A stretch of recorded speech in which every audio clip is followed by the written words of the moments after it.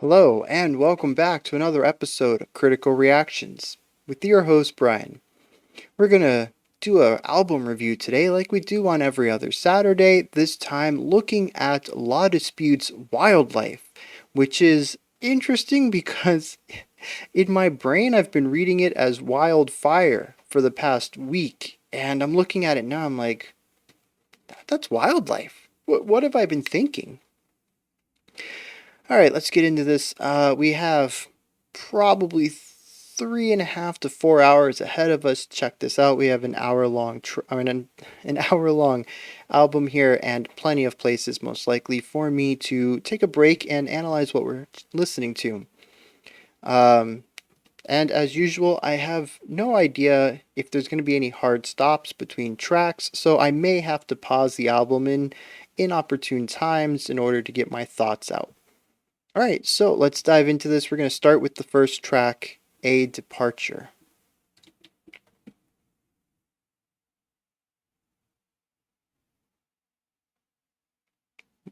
Whenever it wants to load. There we go.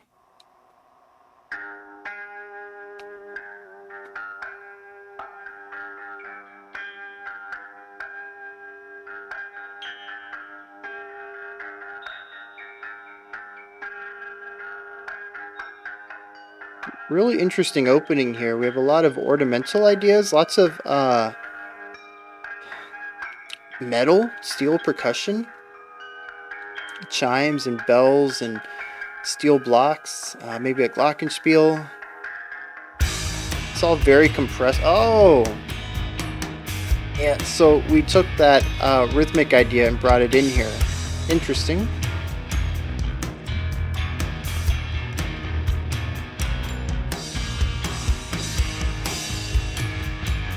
Yeah, some of those steel ideas are still in the backgrounds.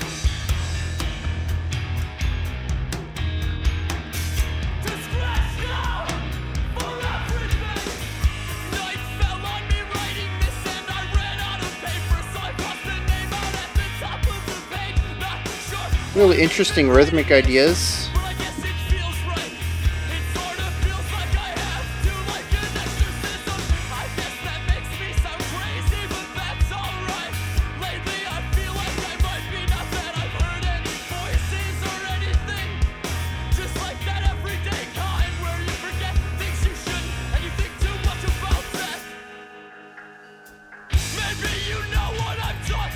Oh, we got a tambourine in there now.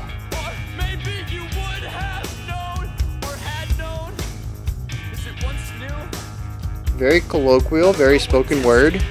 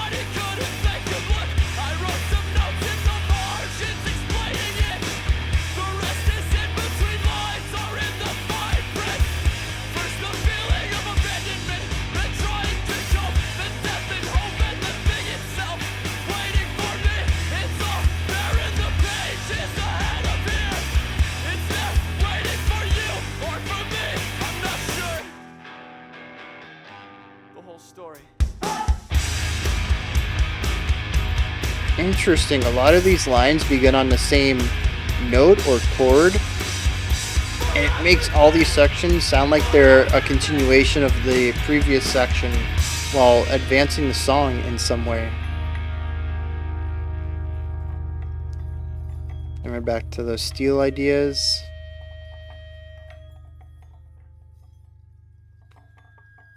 Alright, I think we're going to be moving into the next track. It's like 13 seconds left of this, and it doesn't feel like there's room for a fade out. They're probably going to continue this idea. So, let's take a moment to talk about what we just listened to.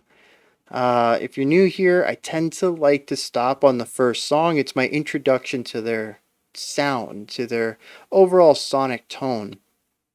And I kind of like to lay down my thoughts, just not necessarily about the album at large, but just the sound of the band that I'm hearing. And usually, as we go on, we'll have less stopping points, because typically the songs tend to run together a bit. A band has their bread and butter, the pocket that they sit in. I have less and less comments about the music as the album progresses.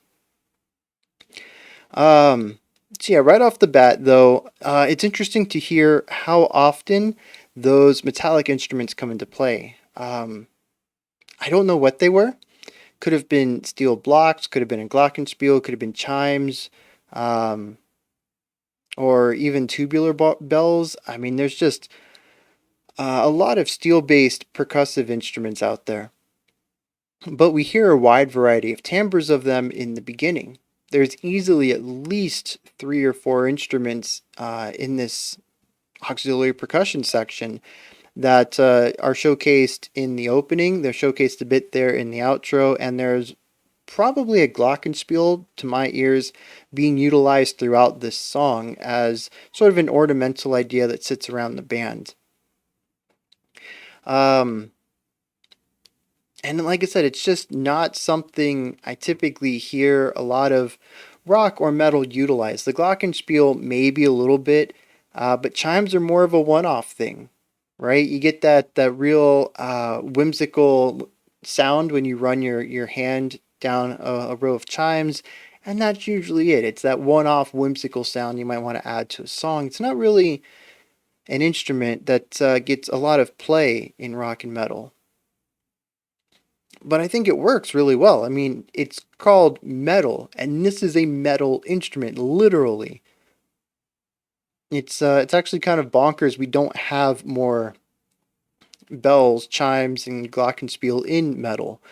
You really, it's an instrument made out of metal. But yeah, I'm really taken aback. I'm curious if that's going to persist through the album or if that is just for this opening track.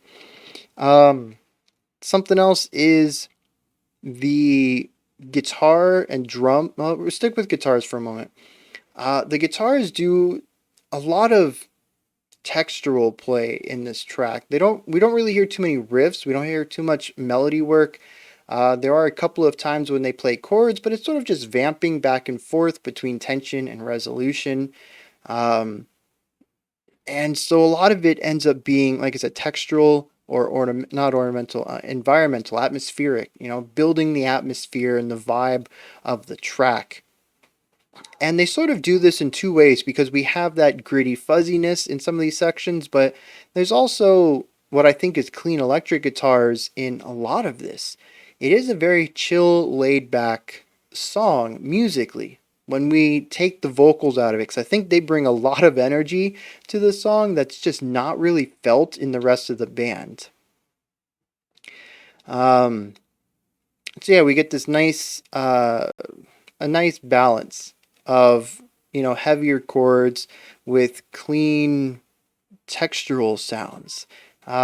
Usually like playing 2 notes and bouncing back and forth them or something like that. Again, not really anything melodic, but definitely something that adds to the overall vibe and flavor of the track. I really enjoyed the drumming here.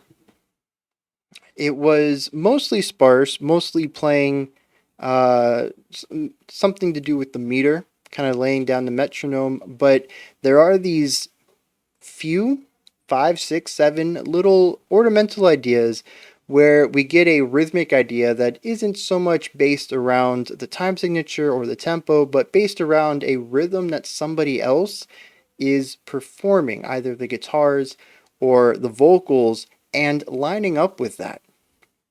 It's a really neat ornamental idea that provides support and extra push through on these other ideas with instruments that don't have as much power to push through as the punchiness of the drums. And speaking of the punchiness, I'm really digging the mix. It's clean, it's light, it's very spacious. Right off the bat. I don't know if once we get into some more traditional rock or post-hardcore or whatever Law Dispute does, I actually don't know. I don't know what the production, the sound sphere is going to be like once we get to those moments, but at least here in the opening and the outro, it was a very wide sound sphere with those metal instrument voicings kind of bouncing all around, close to me, far from me, left and right. Just great use of width there. When the band came in proper, we had a great spaciousness with like one guitar on one side, bass drum center, another guitar on the other side, and vocals also kind of center. Um, and every instrument's just very clearly heard. It's a very clean, high fidelity mix, and I hope to hear more of this width going forward. But if they do go into a heavier direction, like I think they're going to, I'm kind of wagering that we're gonna tighten up and compress the sound a little bit, just to bring everything closer to me and increase the impact of the music.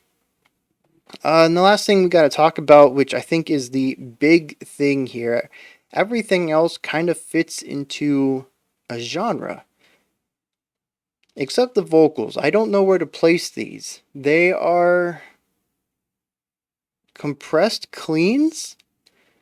I hear a lot of true vocal cord in the vocalist performance, and I think one of the best sections to hear that is when they said something that you've never seen or never heard, or have you not seen, and it's kind of like questioning their ability to write these words out, and backtracking on this one specific phrase, and you can hear the compression slowly get pulled back until you get just a pure speaking voice out of it.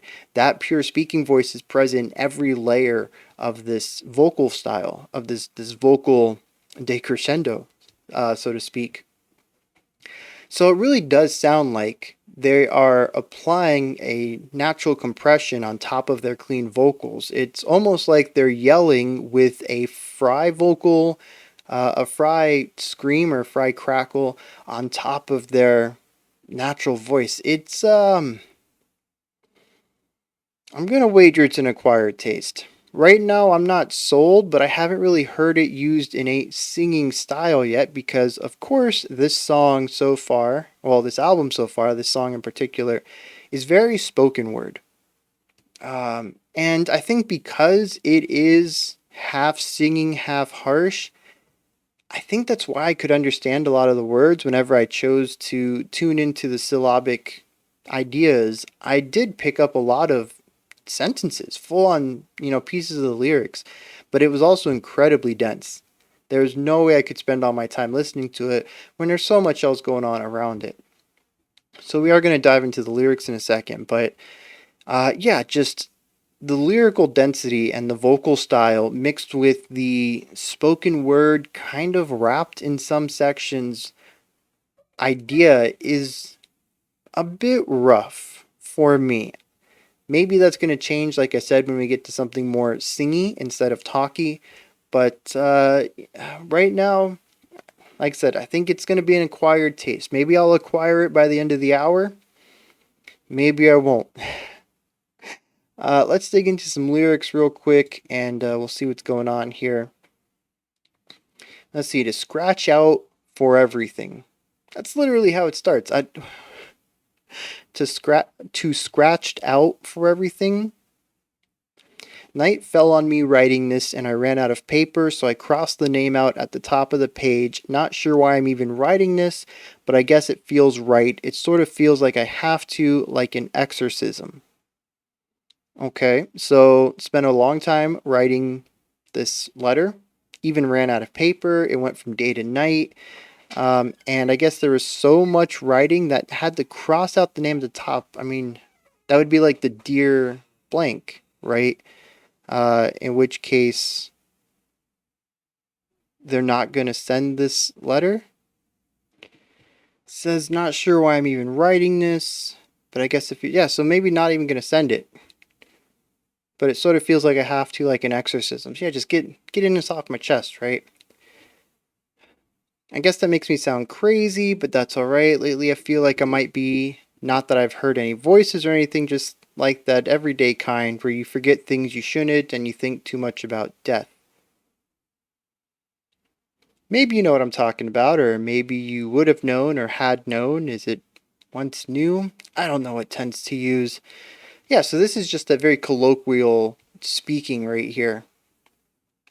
There also is not a lot of um, attention paid towards rhyming schemes or even syllabic rhythmic concepts. It's just very stream of consciousness, uh, where each stanza isn't created by a specific meter or rhyme pattern, just kind of whatever length the line needs it is.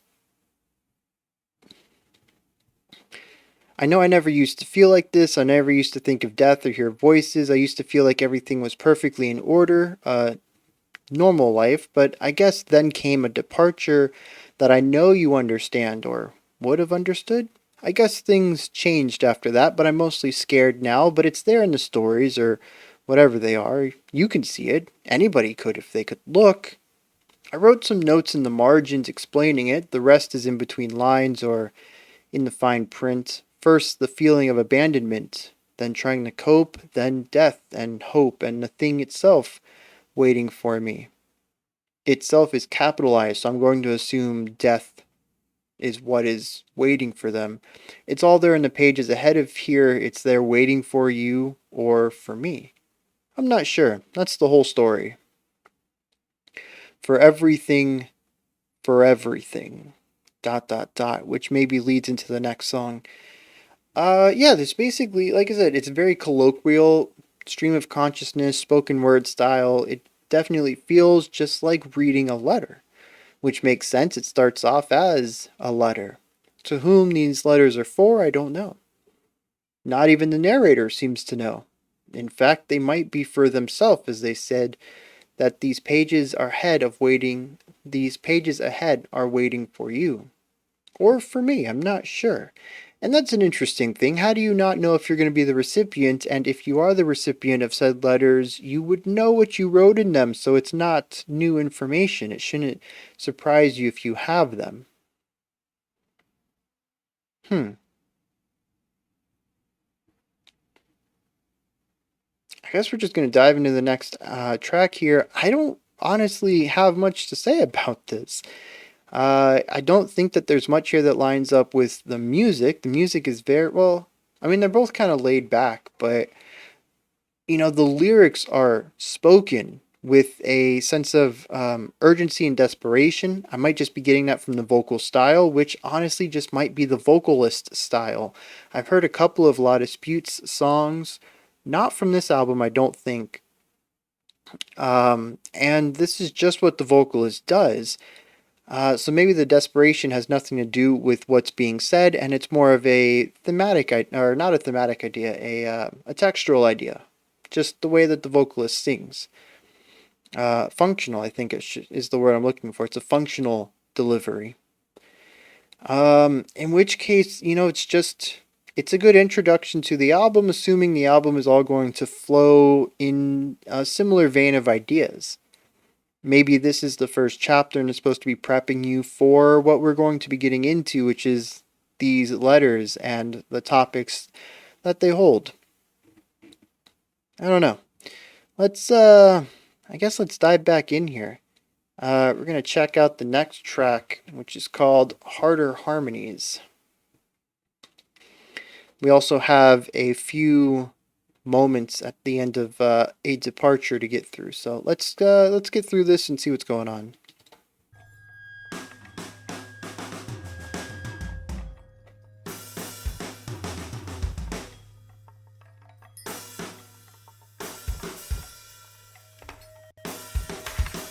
Yep, went right into it.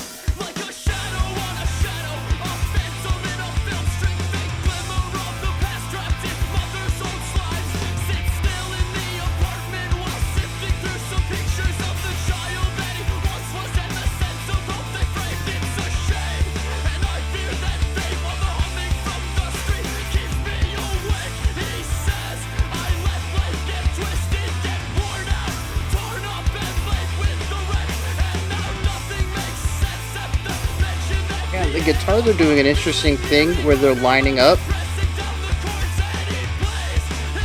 Oh, of course. They shift as I'm about to demonstrate it.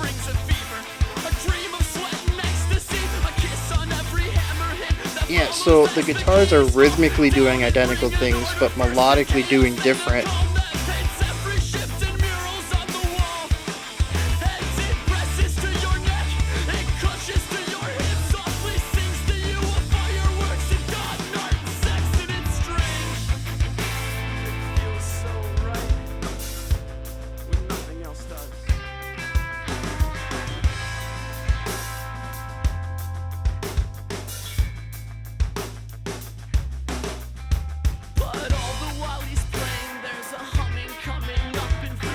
Ooh, a little bit of a bluesy idea there.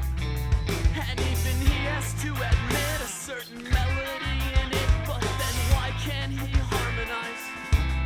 It's like the city's got its own song, but he can't play along. He sees the notes as they fly by, but always plays them wrong. And in the bathroom it gets blurry, it's warm and distorted.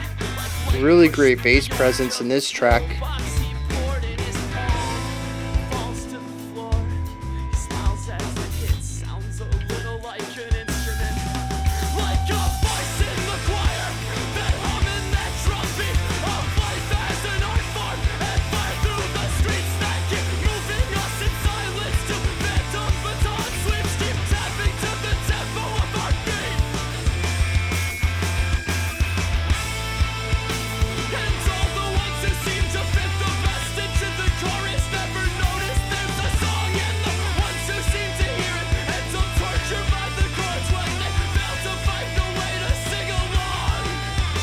Just those really extended vocal melodies.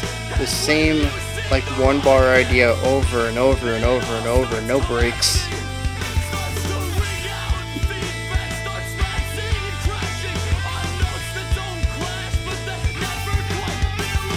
Oh, that dissonance.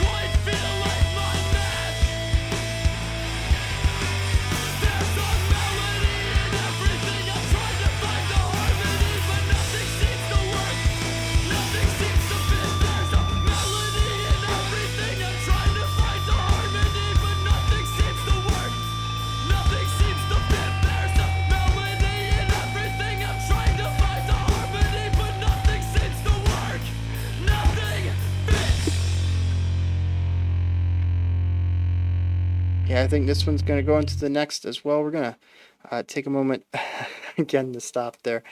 Something that popped up here that I wanted to point out in the previous track that I didn't get a chance to is that the guitars are doing this interesting thing where I had mentioned that sometimes they're in line with each other, sometimes they're doing their own things, but here I think it really punctuates the rhythmic synergy that we hear between them. In many of the sections, both guitars are performing the same rhythm, but totally different ideas, totally different ranges in the pitch, and it creates this really interesting concept where there is this unified flow to the sections, even though they feel very disjointed and singular, like there's some counterpoint going on. Now, that counterpoint is also running contrary to what the vocals are doing, being more of a textural instrument. I do hear still that voice underneath the grit, but for the most part, just picks one note and lays into it.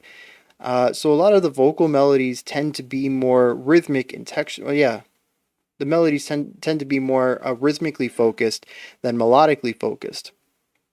So we really only have these two melodies, which is in our two guitars. So, they drive home the singular rhythm, which kind of makes the entire song, in fact, the entire album thus far, feel very rhythmically oriented. Even though there are melodic components, even though there's even counterpoint, it still doesn't feel like it's that large of a component of the album. It feels very rhythmically driven. The drums are rhythmic, the vocals are rhythmic, the bass is rhythmic, and the guitars are in unison rhythmic. The part that is amplified between them is the rhythmic component, not the melodic one. And when we pair all this together, we hear some really nice rhythmic ideas that bounce around these different instruments, especially when we look at what the guitars are doing versus what the bass is doing versus what the drums are doing versus what the vocals are doing. There's tons of rhythmic layering going on, and I think it's one of the most interesting parts of the album thus far. It's certainly what keeps me engaged is that strong element of groove that shines through these tracks. And again, that's something I'm wondering if we're going to see going forward is a continuation of these musical ideas, or if we're going to incorporate more melodic components like we did with that Hocket. Oh, I didn't even talk about that. The Hocket at the beginning of A Departure. Yeah, didn't even dawn on me till right now, but that was a Hocket, which is when more than one instrument plays a single idea. You basically divvy out groups of notes to each of the different instruments, and if we took all those notes in the opening of A Departure and we assigned it to one instrument, it would be a more recognizable idea of melody, whereas what we heard bounced around between timbres and voices and panning, and it sounded more disjointed, which is sort of what a Hocket does. It takes a singular idea and kind of separates it out a little bit.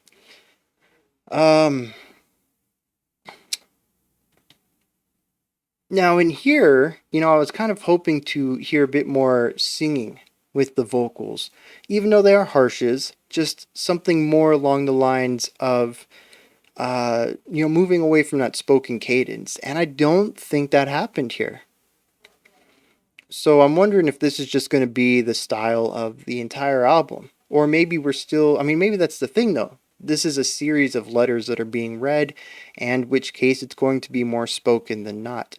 Interestingly, the beginning of the song did sound familiar. I had just said that I don't think I've heard anything off of La Dispute, or off of Wildlife, but I wonder if we did Harder Harmonies on a live stream previously. Because I don't know where else I would have heard it. But yeah, the guitar work and the vocal rhythms together sounded very familiar to me. I think that's it for the stopping point right here. I don't think there's anything else I wanted to tie into. I did like the extra bass presence here. I thought it was nice to be able to hear it. Maybe that's just because I was specifically looking for it. Maybe that's because it was a bit louder. Production is still excellent, which, it's the same album. I assume the production is going to be fine across all of this album. There were a couple of interesting music puns I picked up. Dang, just the density. This is almost starting to feel like a hip hop album where the music is mostly rhythmic and mostly secondary to the lyrics, which are delivered in a relatively monotone, repetitive style. Oh, that's something I want to talk about real quick before we get into the lyrics. But also just kind of going into that idea of like being incredibly lyrically dense songs with like a light musical element to it. Yeah, these opening two tracks definitely remind me a bit of hip hop music. Yeah, but what I want to talk about is that one part where the vocals were like da da da da da da da da da da da da da da da da da and just kept going over and over. I was like, dude, when's this guy going to take a break? But really laying into this rhythmic idea. And there's only one other genre, maybe not even a genre, one other band that I've heard do this. And it's My Chemical Romance off of their debut album. There are like 3 songs where they just stick in like a 1-bar rhythm and repeat it ad nauseum for like the entirety of a section. And it's just like the same rhythmic idea, the same melodic idea, the same 3 notes just on loop with the same emphasis and the same, rhythmic flow and emphasized beats. And it gets to that point where it's almost hypnotic or meditative. And yeah, it's interesting to hear it here. Like I said, I don't think I've ever heard that in any other band to my knowledge. So, lyrically dense, let's get into this. Like a shadow on a like a shadow on a shadow, a phantom in a film strip, faint glimmer of the past trapped in mother's old slides, sits still in the apartment while sifting through some pictures of the child that he once was, the scent of hope they framed, it's a shame. The fear that fate while the humming Oh, and I fear that fate while the humming from the street keeps me awake. So basically going through old pictures and old, well, I mean, I guess that's it right here. Film strips, old slides, pictures, basically, just a bunch of memorabilia of childhood.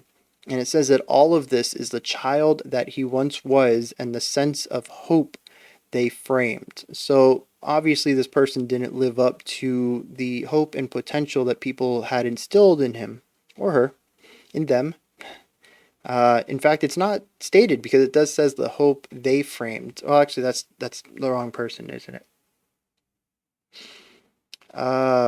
Yeah, they haven't mentioned anything gender-wise yet, so we're gonna stick with a they. And it says it's a shame, right? And this could go in a lot of ways. Like they could have just not lived up to their potential, and just kind of, meandered through life, or they could have been prematurely ended. It says, and I fear that fate while the humming from the street keeps me awake. So, I mean, again, this could kind of go either way, but I could definitely see a fear of becoming just someone who walks through life, a zombie, basically. He says, I let life get twisted, get worn out, torn up, and late with the rent, and now nothing makes sense except the bench and that piano, a feeling nearing order when I'm pressing down the chords, and he plays. So yeah, basically life made no sense, and he made some terrible decisions, kind of wound up in, what sounds to be like sort of paycheck to paycheck, barely making it through life, but, music made sense. Sitting at the bench and playing the piano. It says it swells and breaks, but what'll it take to make my life sound like that? So the life's in shambles, right?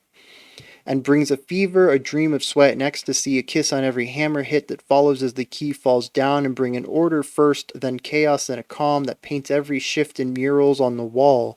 And it presses to your neck, it clutches to your hips, sings softly to you of fireworks and God and art and sex, and it's strange that it feels so right when nothing else does. So yeah, music is this element that makes sense to this person. Nothing else in life really does. Doesn't captivate them, doesn't excite them, doesn't do anything like music does. Music just makes so much sense to this person. But all the while he's playing, there's a humming coming up and through the window from outside, and even he has to admit a certain melody in it, but then why can't he harmonize? It's like the city's got its own song, but he can't play wrong. Oh, he can't play along. He sees the notes as they fly by, but always plays them wrong. And in the bathroom, it gets blurry, gets warm and distorted. Like light pushed the orange from the pillbox he poured in his palm. It falls to the floor. He smiles as it hits. Sounds a little like an instrument. So yeah, life has a tune to it that he just can't connect with. Right? So, music makes sense, or at least the music he makes sense to him, and life just doesn't, right? We've adapted the musical metaphor to the way that life works, and just the people around him, the expectations of him, the social norms, just doesn't connect with any of it. He hears it, he sees it, he views it, just can't connect with it. Like a voice in the choir, that hum and that drumbeat of life as an art form, and fire through the streets that keep moving us in silence. The phantom baton sweeps, keep tapping to the tempo of our feet. And all the ones who seem to fit the best into the chorus never notice there's a song, and the ones who seem to hear it end up tortured by the chords when they fail to find a way to sing along. Yeah, so you either fit in and it's invisible, or you don't fit in and you see the invisible lines that keep you out. And when you sing the wrong thing, it all starts collapsing, starts to ring out, and feedback starts lapsing and crashing on notes that don't clash, but they never quite feel like they match, and I never quite feel like mine match. There's a melody in everything. I'm trying to find a harmony, but nothing seems to work. Nothing seems to fit. Continues to say that over and over. So yeah, the narrator is lining up with this tale of this person who sort of fell through the cracks in their own life.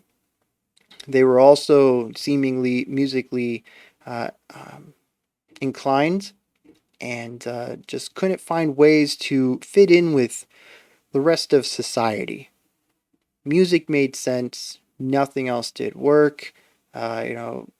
Relationships, friends, going out, society as a whole, just none of it makes sense. And even though you can see how things work, you can't really get the pieces to fit. And our narrator is in the same boat. And increasingly at the end of the song, we had this tension in the music. We had almost like the song was beginning to fall apart in a lot of ways. We had increasing dissonance from the right guitar, while the left continued to perform, almost like the right was having difficulties lining back up rhythmically, despite working so well through the majority of the track. I think that metaphor is definitely tracking, as this entire idea is about not fitting in with social expectations. And I think it kind of works. I guess we're gonna move into the next track here. I'm really hoping for a different vocal style.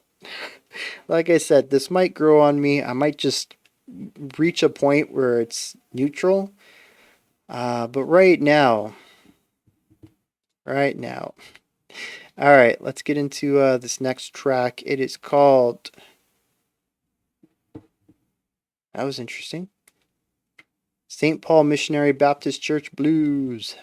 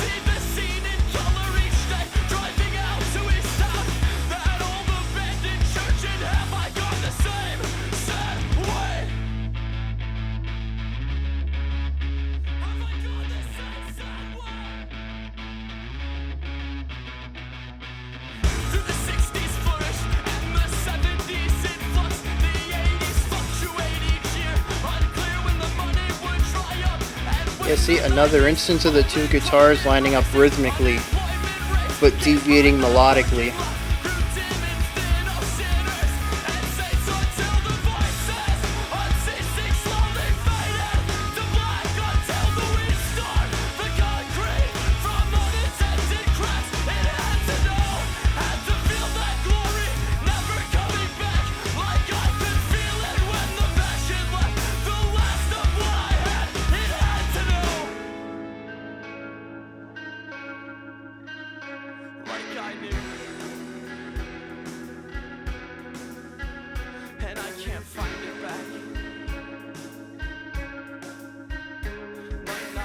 Yeah, so we're getting these snare hits on offbeats. Interesting way to sort of make the section sound driving while also reining it in a bit.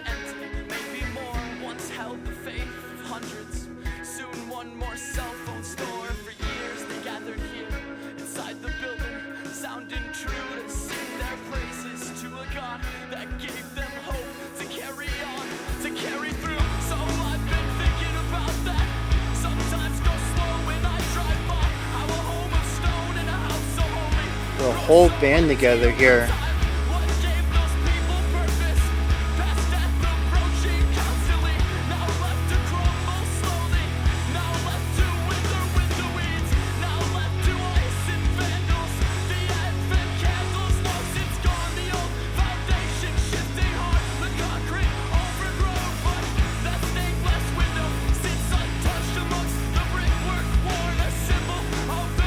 And again, once again, vamping back and forth between resolution Oh, that's where this one was the tension.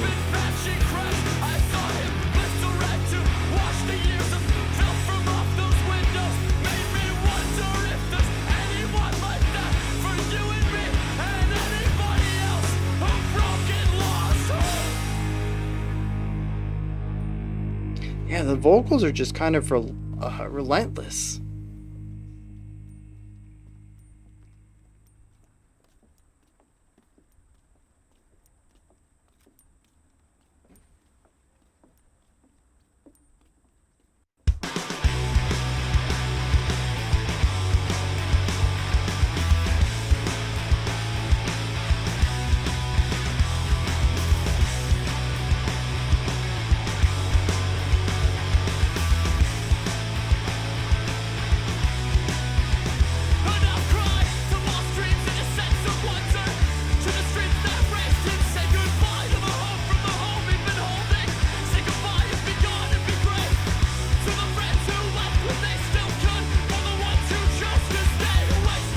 Yeah, I really like these moving dyads right here in the two guitar lines.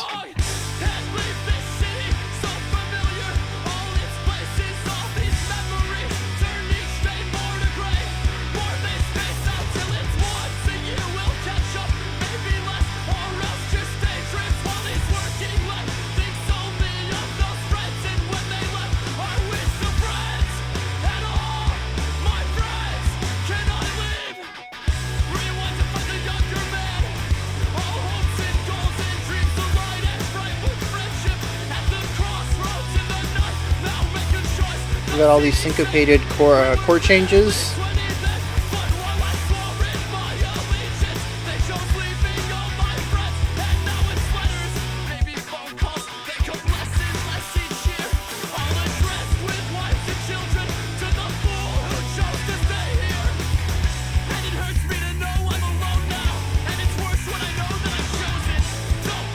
And I'm getting some bass love.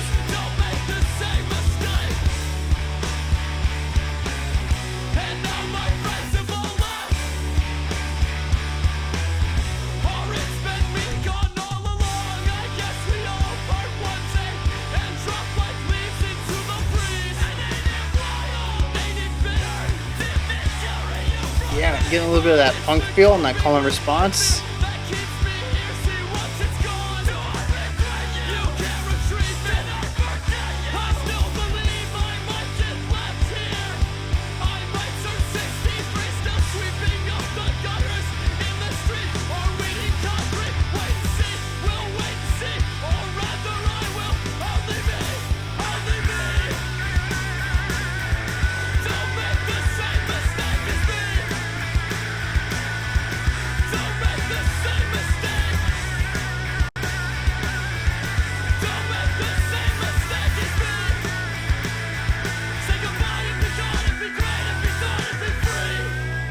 Interesting choice there. We're gonna take a moment to I didn't know if that was gonna go into the next song or not. We're gonna take a moment. Oh, I forgot to. That song was called "Edit Your Hometown." Forgot to make that shift there. Yeah, let's take a moment, talk about these last two tracks. They're mostly just more of the same. We hear some varieties on the ideas, but it's still mostly the drums playing something very metronomic, the bass playing something rhythmic, and then our two guitars sharing a rhythm and playing two different melodies with our vocalist talk screaming over it all. Harsh talking, compressed talking. I think that's what we call it, compressed talking. It's an interesting vocal delivery. And yeah, these last two tracks haven't really done much to alter that. And even contrary to the end of track 2, Harder Harmonies, where we did get a bit of dissonance at the end, which thematically made sense, we didn't get any of that in 3 or 4. So we're left with just a song that continues to do the one thing it does very well. Although in this track, Edit Your Hometown, this fourth one, we did move into a bit of a punkier idea, and I want to get into that because I think that this might be what the song needs to really work for me. Um, and it's variety and drive. And I'm sure a lot of Dispute fans are gonna be like, bro, you don't know what you're talking about. This album is perfection. And yeah, I'm sure there are plenty of fans of it. I'm not trying to say that I would improve the song. Like I said, it would work better for me. It's a very biased, subjective thing I'm talking about here. But I think the problem is, for me, just to engage with it casually. Like, engaging with it critically, I'm really analyzing and nitpicking things. But if I were to listen to this on my own, I think the problem is that so far it's been kind of forgettable. I've taken some notes and I can remember the ideas that spawned those notes, and kind of the aspects about the specific sections of the songs is like, oh, I need to jot this down. But my notes are also just accurate for every track so far. And that might, I say that out loud. I'm like, well, that's a lot of bands, isn't it? Um, Even when we look back at some of the other album reactions we've done, I mean, we look at like Agalok or um, why can't I think of any other bands we've done? The only, well, I guess we can go the inverse. The only two albums I think that I've actually had an evolving musical take on across the album was Nine Inch Nails, Downward Spiral, and mostly, I mean, you can kind of have the same higher meta view on everything, where it's all like really dirty, disgusting tones, but the instrumental timbres were changed from song to song, and Anathema, which completely changed the direction of the album halfway through, which was a wild shift. And it really caused me to reevaluate what the album is doing musically. But I suppose most bands, most albums even, are going to have a similar vibe from start to finish. So maybe that's not a bad thing. Maybe it's just that it doesn't work for me, so it stands out more. There are albums that I absolutely adore that are just very static. They do one thing very well from start to finish, and I absolutely love them. So maybe that's not the negative that I made it out to be.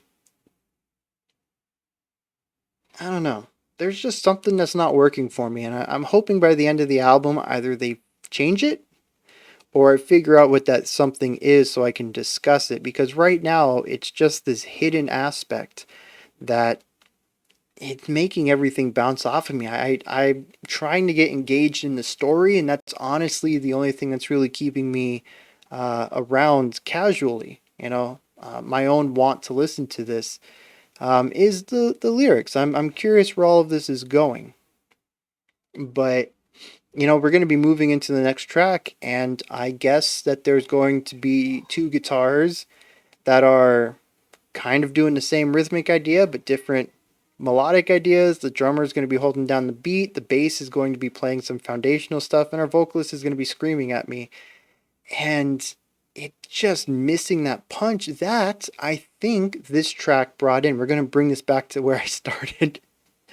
um, Edit Your Hometown brought in this punkier vibe that I think really worked. And I don't know if it's the more upbeat tempo. I don't know if it's the syncopated rhythms. I don't know if it's the unified guitar and bass work. I don't know if it's a production thing. This song actually kind of worked for me. And I think there is just an energy missing from all of this. It feels very lackadaisical, but in an energetic way. Like there's a lot of stuff going on, but it feels like it's all being done very slowly. And maybe that's going to change. Maybe it's a thematic purpose. Track one was about, getting a bunch of stuff off your chest. That's kind of heavy, right? Track two was about not wanting to be forgotten because you didn't apply yourself because you can't connect with society. That's a pretty heavy topic too. We're going to get into tracks 3 and 4, but if all of these are supposed to be heavy songs lyrically, it makes sense that the tempo and song music is just kind of heavier, laid back a bit. And again, it could just be my biases too. When I'm used to hearing these vocals, they're typically paired with punkier or more like post-hardcore styles where there's an energy and a drive and a momentum. And, even speaking about that, there is a lack of, totally scientific word, oomph so far in this album that I think they were kind of working towards on this Edit Your Hometown. But the production is missing something. It feels empty. It feels like it's a very wide production with a lot of space in it. And I even mentioned in the first track that I felt like they were going to bring it in when we got to more rockier styles because that extra compression can drive the energy, can make it feel more in your face. And right now it just feels so empty. The song literally, no, metaphorically, it sounds like a ghost town.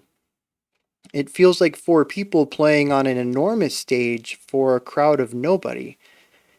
And I don't know if anybody else gets that.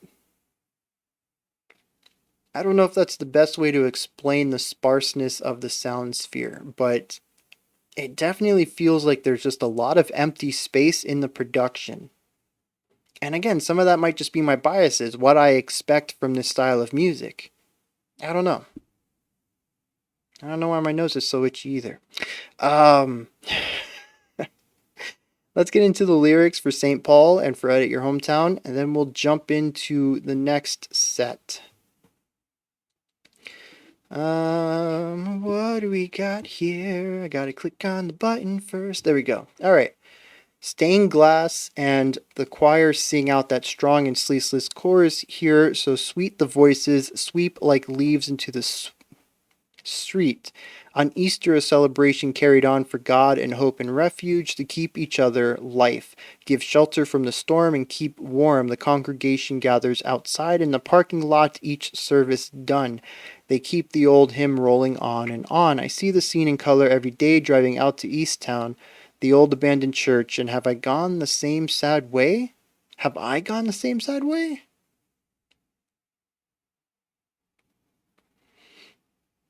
So obviously talking about this church, maybe even the St. Paul Missionary Baptist Church. He says there's stained glass windows and the choir sings the strong, ceaseless chorus. People are singing, right? They're singing their hymns, probably on a Sunday. Says, so sweet the voices sweep like leaves into the street. So I'm going to guess that the congregation is over, right? Everybody's done with mass or the sermon or whatever, and they're leaving, and they sing the hymn as they walk out of the church. It says it's Easter, which means it is a Sunday, a celebration carried on for God and hope and refuge to keep each other life, give shelter from the storm, and keep warm. So yeah, just basically all of the community, right? This church is really providing community for each other. They go outside into the parking lot, the service is done, but they keep the hymn rolling on. Like I mentioned, they come out while they're still singing the hymn. It says, I see the scene in color every day driving out to Easttown, that old abandoned church. I didn't catch that word. That's an important word. So he's talking about this event. Sunday morning, Easter service just let out. Everybody's coming out while still singing the songs. He says, I see the scene every day. The old abandoned church. And have I gone the same sad way? I'm curious then if this happened or if this is just a memory that he revisits.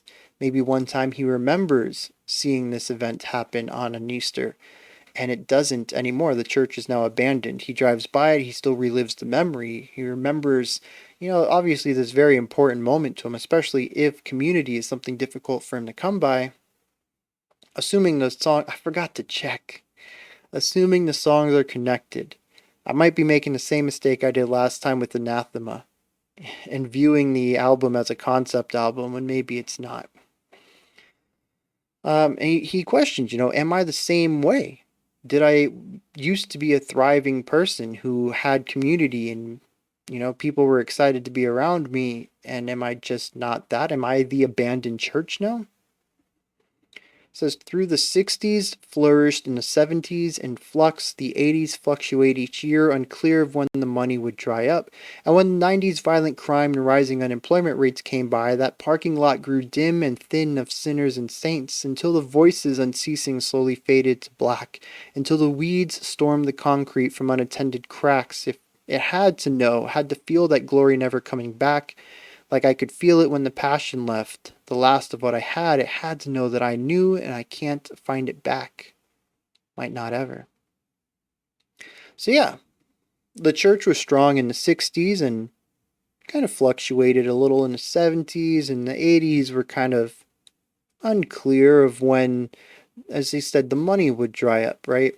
When the tithes would come in, which also could mean people were donating less or tithing less, I suppose is the proper word for it. Um,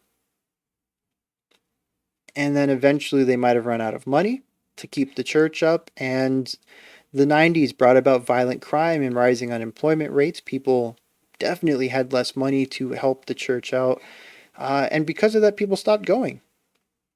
Parking lots grew dim, the voices ceased, and the weeds stormed the concrete from unattended cracks. It was no longer being maintained.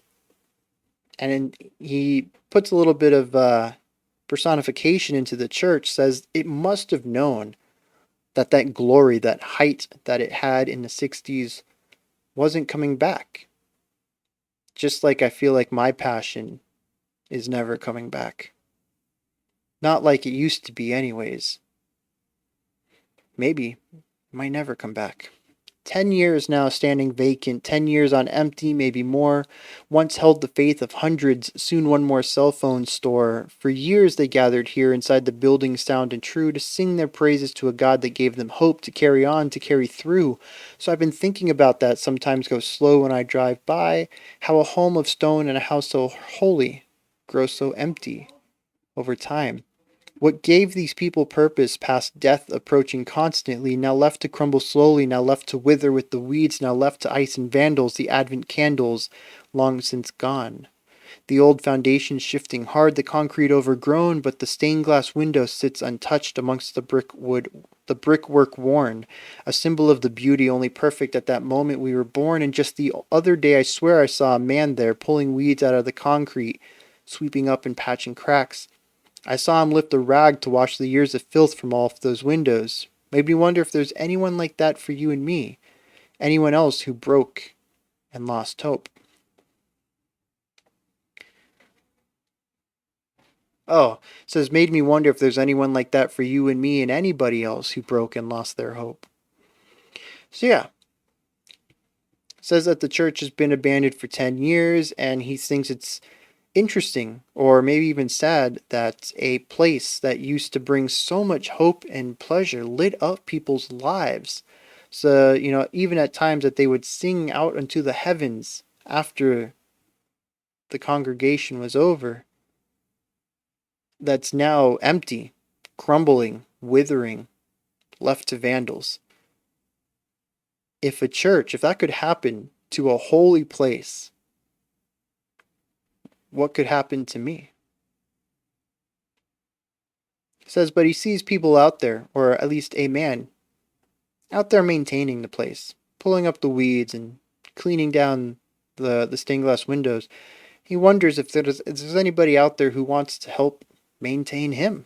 He feels just as passionless and broken as this church. Interesting.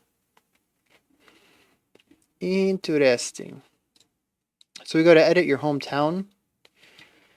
An outcry to lost dreams and sense of wonder, to the streets that raised him. Say goodbye to the hope for the home he'd been holding. Say goodbye and be gone and be great.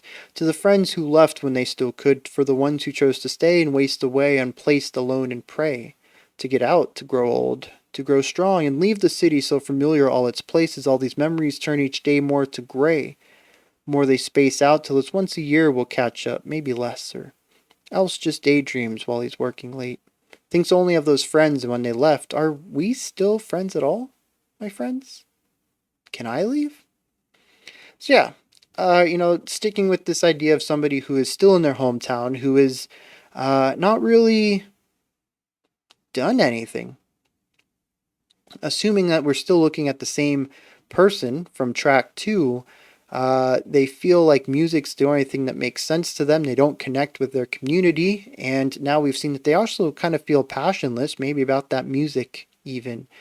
And now we're seeing that they did connect with a community. They had people around them, and they're mostly all gone. Maybe after school got out, they left for university.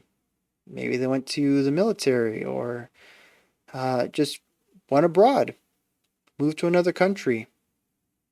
Who knows? They're just not here anymore and used to keep in touch with them. Eh, Now it's kind of, once a year we'll catch up, sometimes less. And he says, are we even still friends at that point? If I don't talk to these people but every 500 days, is that a friendship? Can I even leave?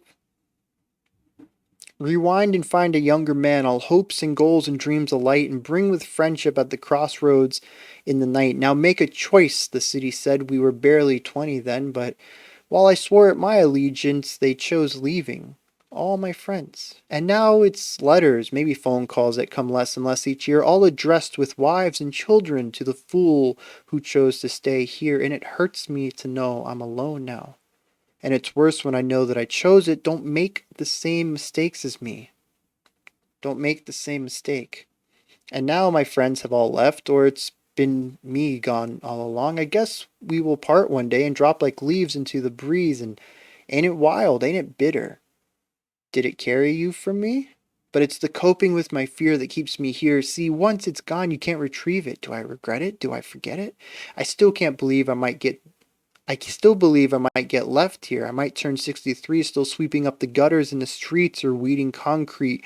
Wait and see. We'll wait and see. Oh, well, rather I will. Only me.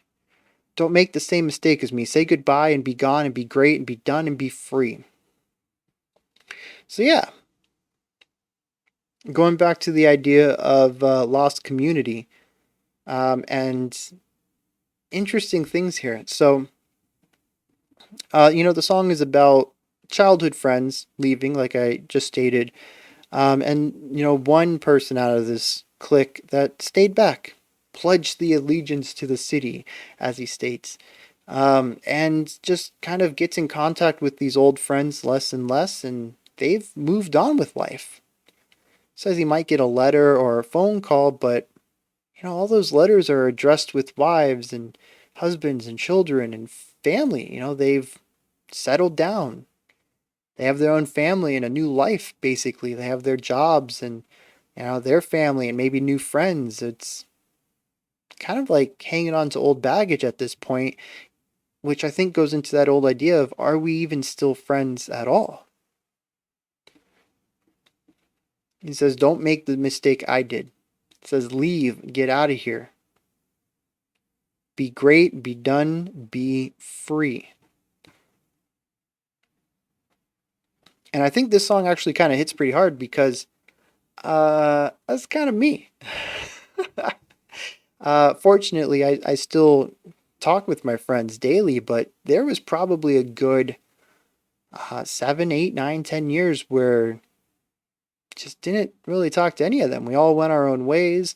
We all went to different colleges. Some went into, actually, funny enough, most of my friends went into the Air Force.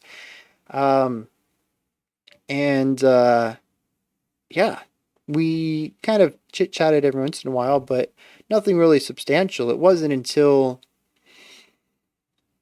maybe about 2 years ago, 2.5 years ago, when one of my buddies was like, "Hey, we have a Discord server for our old group, right? Because we were buddies like forever, right? One dude I knew since like first grade, second grade, and the other two I met in sixth grade, and we were friends all through middle school, all through high school. We kept in touch in college a little bit. He's like, we got a Discord server for just the four of us, and I was like, oh, hit me up with that. And since then, I've been talking with him daily. It's like getting the friendship back together, even though we're all displaced. We're all in different states now.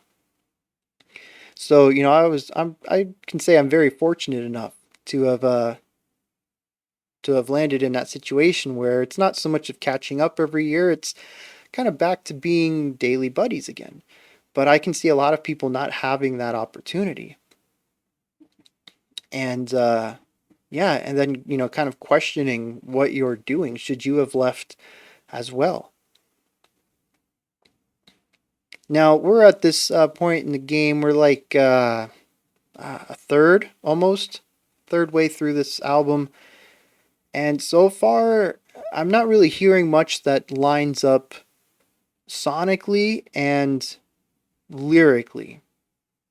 Harder Harmonies had that one moment of the dissonance at the end, but other than that, the songs kind of feel like they exist outside of the lyrics. I can't really say there's anything dreary or regretful or burdened down by the weight of choice and the fear of coping with life's mistakes in the music. It's actually kind of bouncy, and I'm not going to say it's positive or uplifting music, but it's chill and laid back. There is none of this dread or anxiety in the music. So I don't know if there's going to be much of a point where I say, oh, these lyrics line up with what the music's doing, other than maybe, an odd incident here or there where attention was directly paid towards it.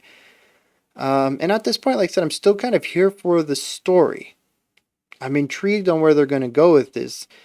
We have a person who is feeling a bit defeated, feeling a bit deflated, and it's interesting that they can continue to relate themselves to their city and find aspects of themselves here. And I really hope this gets turned around at the end, and that they realize that they're not this ostracized person in their community, that they actually connect with a lot of it, and they can see themselves in a lot of aspects of their town and turn the story around into something a bit more positive. But I don't know, we'll see. It's interesting, it's called Wildlife too, when we focused entirely on hometown, city, right? A church and just the beat of the society, of the city itself, and then a hometown in general. Also, one thing I want to make a quick thing here. It's interesting at the end, he says, I fear that I might turn 63 still weeding concrete, which is exactly what he called the person taking care of the church. He asked if there was anybody like that for him, but he also fears that he might be that person, which I don't know if I would call that a fear, assuming that we're going to continue this metaphor, in that he could be somebody who helps somebody who is in his position later in life, so that that person might not have to repeat the cycle. I don't know if that was purposefully done, but if it was, if that metaphor is perfectly, or was on purpose, purposefully revisited here, I think it kind of went the wrong angle.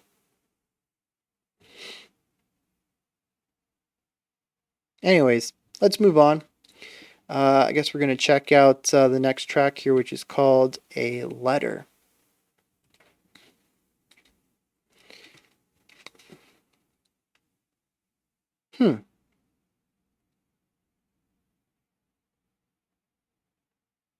Every few songs, you know what? We'll let this one go, and then we'll see what happens.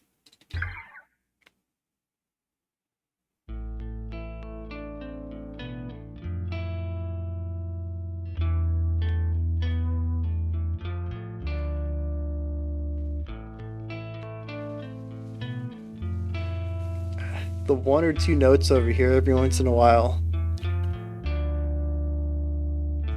Everybody wants a reason for everything. It's so much easier with someone or something to blame. I've always struggled at the root of the problem. Has it been absence or my constant lack of defense? I've never spent a lot on finding a remedy. Really interesting rhythmic inflections here.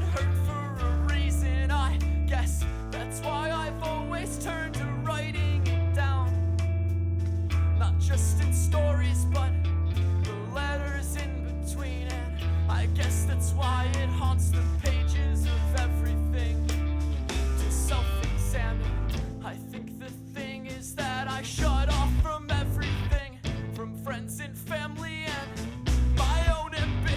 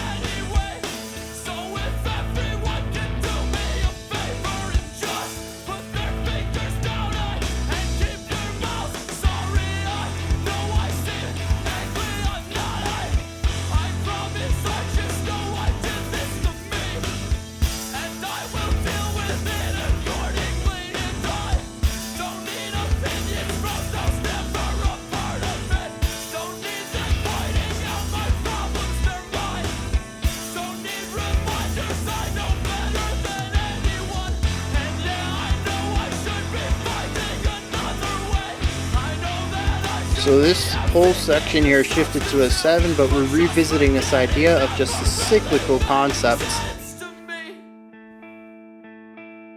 I haven't been. Do I feel embarrassed about it? I think you know the answer to that. I think you'd probably feel a little bit embarrassed for me, wouldn't you?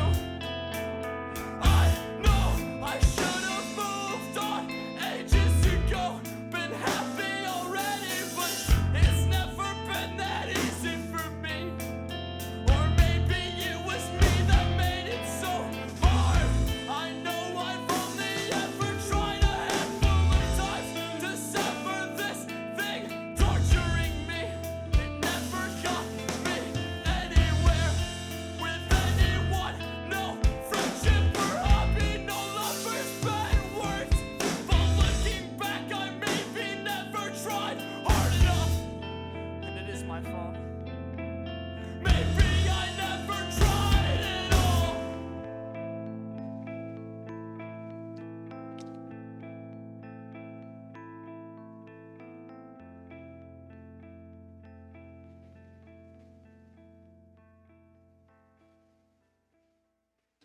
Okay, so I think this is my most polarizing song so far. I both really enjoyed one part of this, and I thought we were moving in a direction that I was really going to enjoy. And on the other end of the song, I found something that I really just did not like.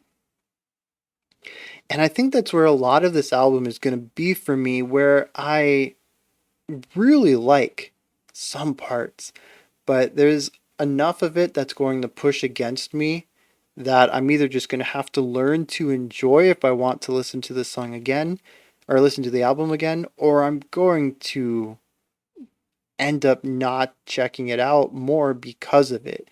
It's going to be the downfall of it. And in this song in particular, maybe when we get into the lyrics, this is going to make sense, but based on the last 4 tracks, I'm not thinking so. But it's this idea of rhythmically destructive concepts. The last half of this track is basically an elongated way of being rhythmically destructive. You know, the first half had a real nice groove to it. It entered that 7/4 feel, and while 7 is not always a time signature that I think is easy to make groove, I think it worked here because of the way that all the instruments were focusing on the same emphasized beats. And so even though it wasn't a beautiful flow, which probably would have had to either work between bouncing between ideas of 3 and 4 or working on a double bar and going for 14, instead we have an idea that is 7. We have a couple of emphasized beats within, but you really feel the 7, and then the little hiccup where you expect an 8th beat and instead we go back to 1. And once you get into this vibe, everybody is showcasing it. Every instrument is playing a rhythm that helps dictate this 7-beat idea. And while it is, like I said, a bit disjointed, it works. I think it's easy to realize where it begins and ends and to get into that rhythm for it. And then after that, we move into the next section, and every instrument is kind of doing their own thing. I think we're still in 7. Maybe we bounce back and forth between 7 and 8, but every instrument's doing a different rhythmic thing. It's polyrhythm without a sense of one. It's really difficult to find anything in here. And when we pair that sort of disjointedness with what I had mentioned about the vocals earlier, where they were emphasizing odd syllables, if we're going to keep on with this spoken word idea, speech has a specific cadence to it. Words have a specific flow of accented syllables and unaccented syllables. And when you play around with that, especially in something that flows like spoken word, it's going to sound odd, at least to native listeners.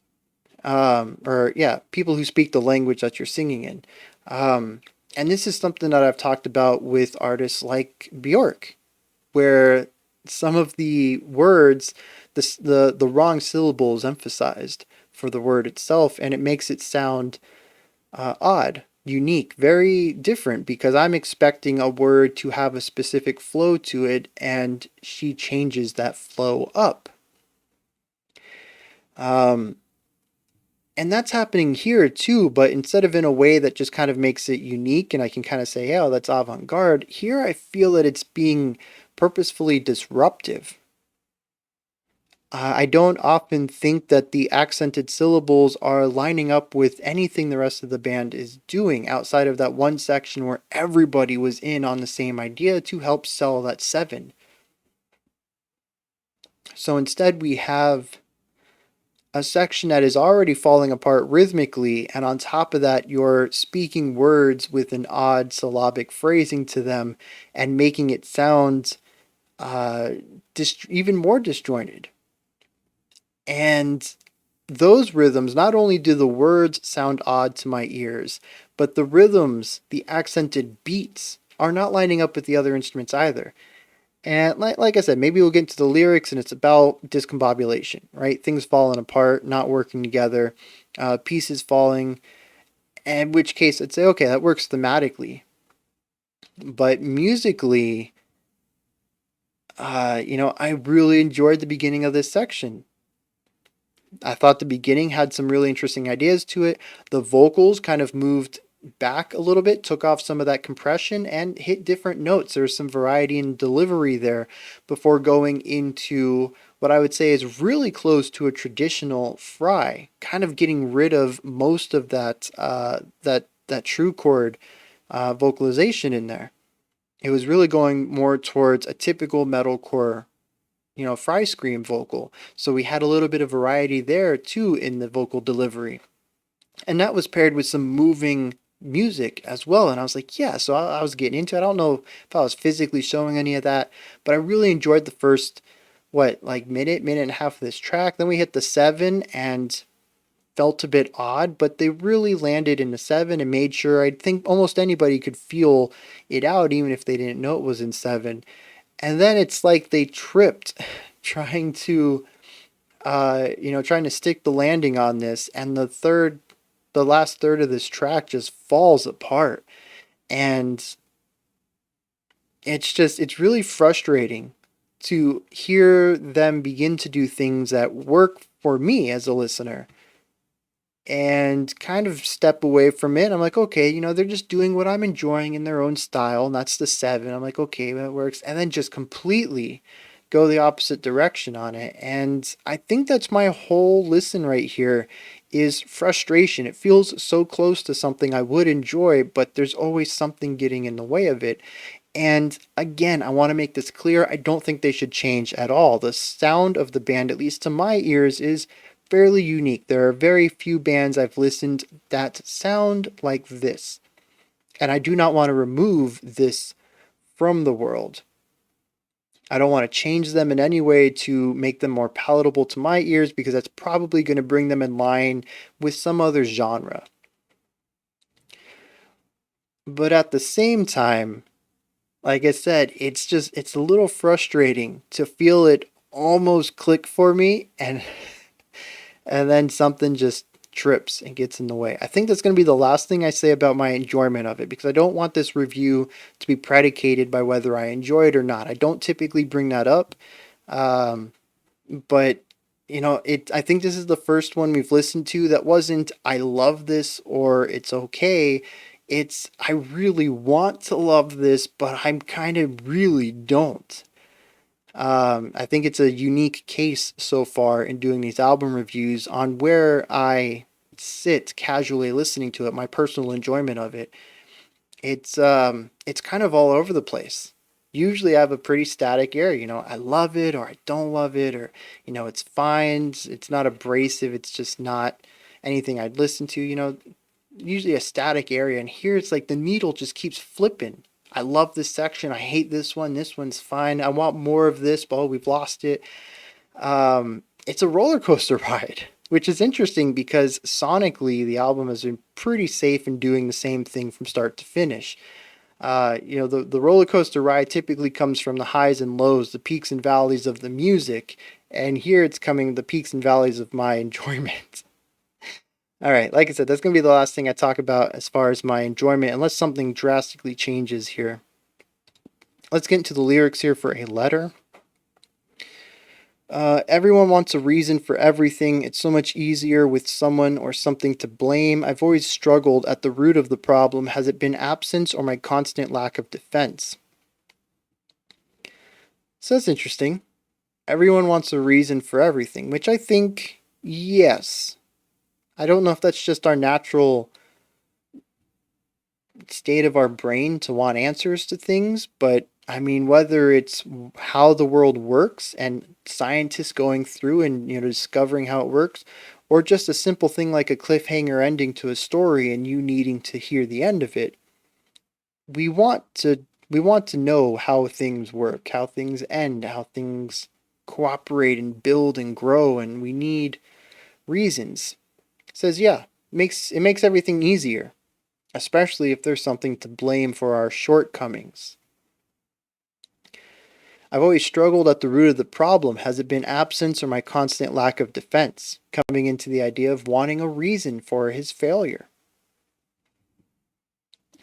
I've never spent a lot on finding a remedy. I guess I figured that it hurt for a reason. I guess that's why I've always turned to writing it down, not just in stories, but the letters in between, and I guess that's why it haunts the pages of everything, to self-examine. I think the thing is that I shut off from everything, from friends and families and my own ambition, from having fun. I just shut off everything. Self-defeating? Yeah, probably, but I don't know but I don't know that I had total control over it, and I'm not sure it even matters why. So yeah, this person struggles with life, struggles with passion, struggles with fitting in, struggles with their community, and also struggles with having connections with people, even people he used to have connections with. And he says, at one point I just kind of shut everything out. It doesn't hurt if I don't think about it, right? He says, is it self-defeating? Yeah, but I didn't know I had control over it, and I don't even think it mattered if I knew. He says, sometimes things happen and you can't do anything. Plus, I'm the only one who deals with it anyway, so if everyone could do me a favor and just keep their fingers down, keep your mouth shut. Sorry, I know I seem angry. I'm not, I promise. I just know I did this to me and I'll deal with it accordingly. And I don't need opinions from those never a part of it. Don't need them pointing out my problems. They're mine. Don't need reminders. I know better than anyone. So yeah, this is definitely a person who deals with a lot of self-defeating elements in their life. They have anger issues, possibly, but they don't think they do. And they are very aware and critical of themselves. They might even be perfectionists who continue to belittle themselves mentally because their life is not the way that they know it could have went if they made the right decisions in the past. Even going so far as to saying, I don't need you to tell me what my problems are because, bro, I'm well aware. I keep track of that stuff. It says, and yeah, I know I should be finding another way. I know I should be seeking out a substitute, but just forgetting never really made sense. So I haven't been. Do I feel embarrassed about it? I think you know the answer to that. I think you'd probably feel a little embarrassed for me, wouldn't you? I know I should have moved on ages ago, been happy already, but it's never been that easy for me, or maybe it was me that made it so hard. I know I've only ever tried a handful of times to sever this thing torturing me.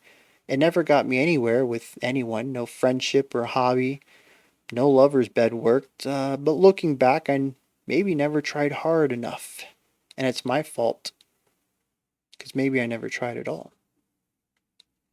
So yeah, there's definitely a broken part of this person.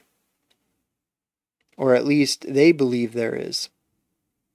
And they have tried to find outside sources, external stimuli to address it. And of course, they don't work.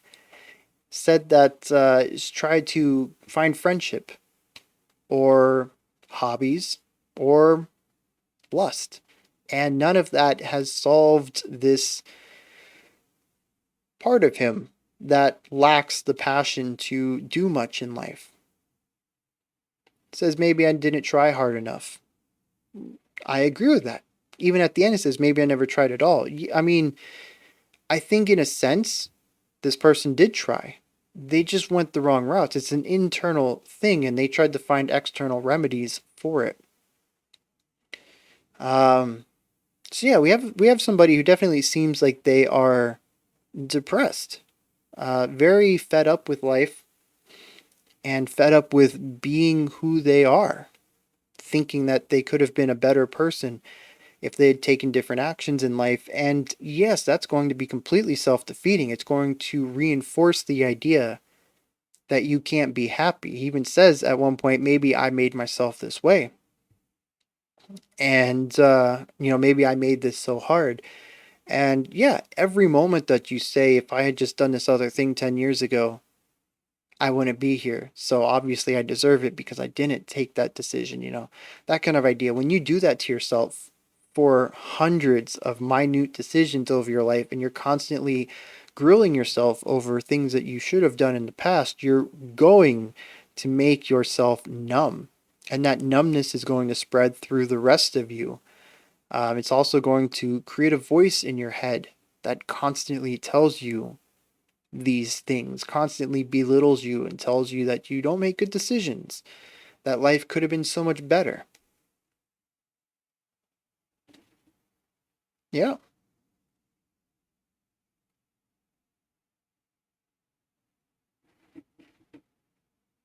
I'm still interested because this isn't talking about anything specific around the city. Harder Harmonies was about the culture, the society around him. The Church Blues was about a dilapidated church, and Edit Your Hometown was about friends and family leaving. Right. This one is once again much like a departure, very personal and internal. I'm curious. It's also the only one that has A. We have A departure, and then Harder Harmony, St. Paul Baptist Church, Edit Your Hometown, A letter, Safer in the Forest, Beautiful Bitter Fruit, A poem. I wonder if that's going to be our next introspective song. Then we have a couple more, and then A Broken Jar, and I wonder if that's going to be an introspective track, and then two other ones. So yeah. But going on here, going back to the idea that this song just sort of falls apart in the last third, I don't see anything here that really lines up with that. I mean, it does get into the ideas of maybe I should have moved on, maybe I should make myself happy. I've tried things, but they don't work. But the whole song has been that same vibe of I've tried to be better and I'm not. So yeah, again, I think it's just the style of the music that's being played along with the lyrics, created not in a vacuum, but two distinct aspects of the track. All right, let's get in on this. I guess we're going to do the next two together if I feel that works. And then we'll take a break. And if my conclusion is correct, after that, we'll move into a poem and hit another introspective idea. All right, so this next track coming up is Safer in the Forest / Love Song for Poor Michigan.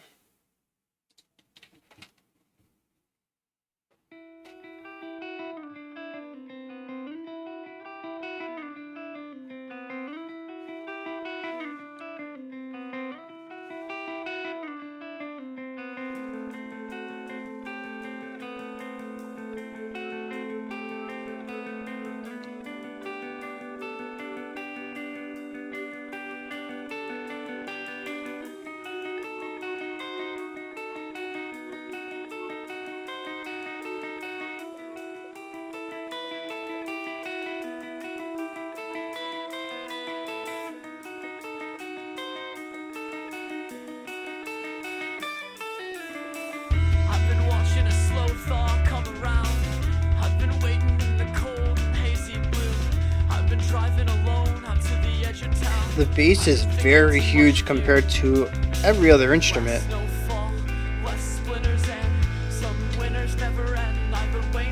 A lot of sub bass on this one as well. Some summers just pretend only warm the air. It's that I'm tired of the feeling here.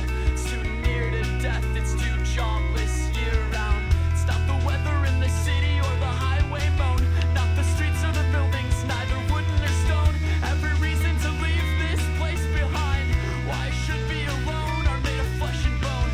I've been thinking of exile. I've been thinking hit the highway and head up north. I've been thinking cross the bridge and don't turn back. The only warmth is a warmth alone. He packed up, took 75 northbound to a brand new life and waved goodbye to the A little bit of that glockenspiel's back. Saw clear in hindsight the shape of the skyline traced in a flame. From the windows ablaze, the people restless in the street lights glowing. Like many beacons in the sea or like a lantern lit for the ones still lost out in the dead of the night. Like lightning striking darkness once. No thunder, no pain. Have you ever watched a slow thaw come around? Have you waited in the cold and hazy blue? There's an airport there out near the edge of town. I've been thinking too much of you. Settled in that still forest like another phantom. We got some chimes in here. By choice, a noiseless chorus blows through the leaves and trees and brings a peace at last. Extended movement of clean vocals.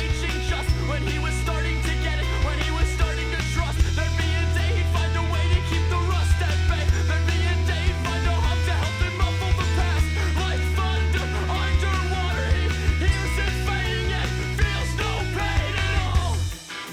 Ooh, yeah.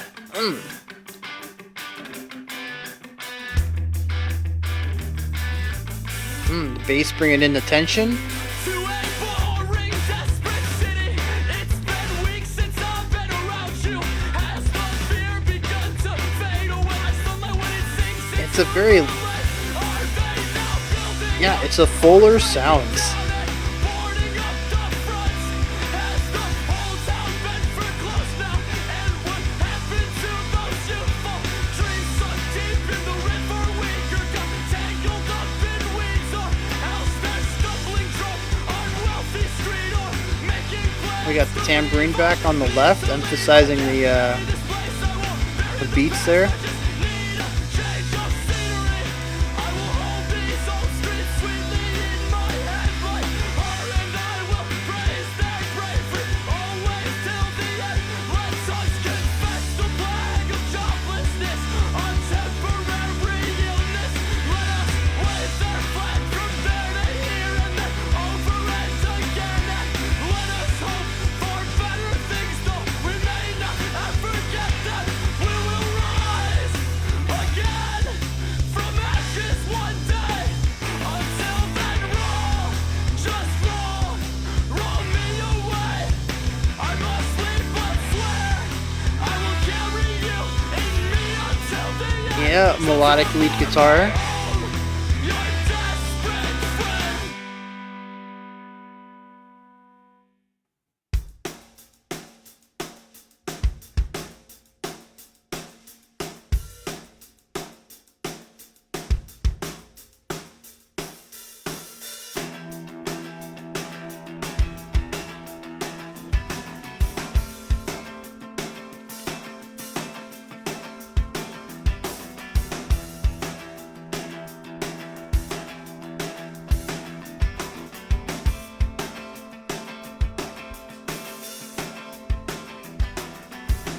After sundown, before sleeping, I am the worst of me. I am a mess of these old themes in the murmur of half dreams. Whisper seductively in stage scenes. It's fear fiction. These visions caught somewhere between delusion and prophecy. What I haven't done, what I wanted to, what I fear you have becomes reality here. Bright lights in the young night keep to the beat. A classic party scene. There's that punchy bass again. No love, no life, no history. Just touch, just chemistry. Just a roaring undercurrent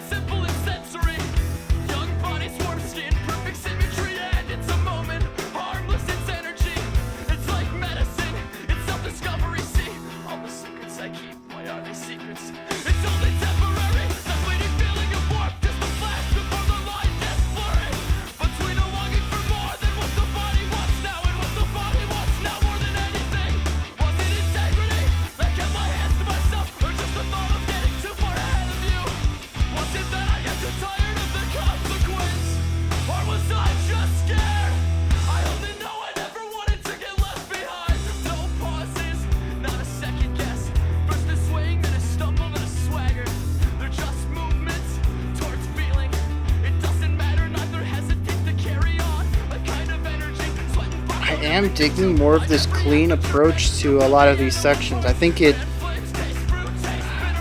just sonically sounds better to me.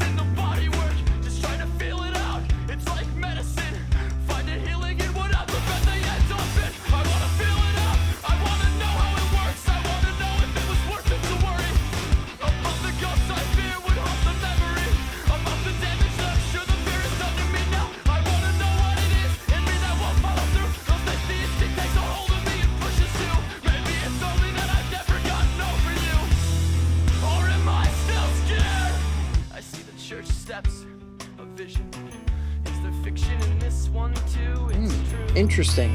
I don't know what that is. We got a triangle hit. It's neat. And time can be such a funny thing. Always moving to the future, glorifying the past and amplifying the pain it brings the glass. So was our touch half as sacred as I've made it seem, or just another fabrication of a half dream? Just those chemicals, the adolescent love, just us trying to grasp on the meaning, onto a purpose, onto a sense that something spiritual releases when the feeling hits. And when the feeling hits. Yeah, let's go.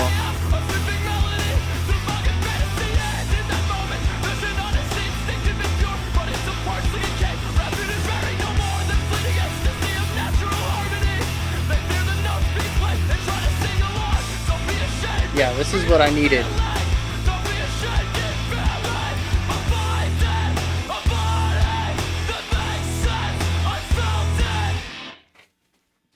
All right. Yes. Yeah. Once again, I forgot. That song was The Most Beautiful Bitter Fruit. I need to remember to do that when I run the songs together. Yes. Yes. Yes. Yes. Yes. Why hasn't this been done earlier? Why are we introducing this in the middle of the track? I mean, in the middle of the album? I mean, if this is a flip for the better, I'm absolutely going to love everything that's going on here. And I might even appreciate it on more than just an artistic level. I might actually come to appreciate the entire album because of what it's attempting to achieve. But right here, these last two tracks are what I needed. And I wrote down quite a few notes because I think I've started to touch on why it hasn't worked for me. And I know I said I wasn't going to talk about it, but things have been clicking, right? So before we get into any of that, though, I want to talk about some of the cool things that are happening here that I'm really enjoying. First of all, or not enjoying in this case, is varying bass levels. I don't remember hearing the bass much at all in the first track. It might have just been that it wasn't present. The bass had a little bit of an emphasis in the second track, but it was more of heard between the guitars. I don't remember when it came in and I started talking about the punchiness of it. Might have been track 4. And it just got a much stronger presence. And I think works, but also went overboard just a little bit from the way that it was mixed in the first couple of tracks where it was difficult to hear. Now it's overbearing. But not in a way that I think is too bad. I think if it was bumped up a little more, I might say it's too loud. But I do think it needs to get pulled down in the mix just a hair. But it's interesting to hear that it's just constantly changing. I don't think I've ever had that comment before about any album where one of the instruments changes its placement in the mix across songs. Just had to point that out. The guitar dyads, right? These are something I've alluded to back in the first couple of tracks. There are moments when the two guitars will do the same thing rhythmically, but different things melodically. And I don't know why I didn't touch on this, but when they do different things melodically, we hit these points of dyads, which is a 2-note chord, if that's the way you want to think about it. It's when 2 notes are played at the same time. Technically not a chord, I don't think, but the same idea. We're stacking notes, right? A dyad is 2, a triad is 3, and then anything above that is just a big chord. I don't know if we have terms for those. So we have the two notes though, and if they're always changing at the same time because they are doing the same rhythm, then what we have is varying distances between them, where one instrument might jump up 3 and the other one comes down 1, and then this one drops down 1 and this one comes up 4, and then this one, goes up. So we have, they're all moving at the same time, but the distances between them are different. And the distances between notes, the note relationships have emotions tied to them. They're not as strong as full chords where you can start mixing emotions once you get to 3 or 4 notes and you can really pull out some really intricate emotional ideas. But I think that you can find a lot of simplistic stuff based off of these, especially when you combine the distances in an order and you get a sequence of these emotional dyads, and it can kind of inform what the feeling of the section is. And I just absolutely love some of the dyad progressions that we have in most of these tracks. Interestingly, speaking of dyads, that is something that shows up a lot in the first quarter of this album.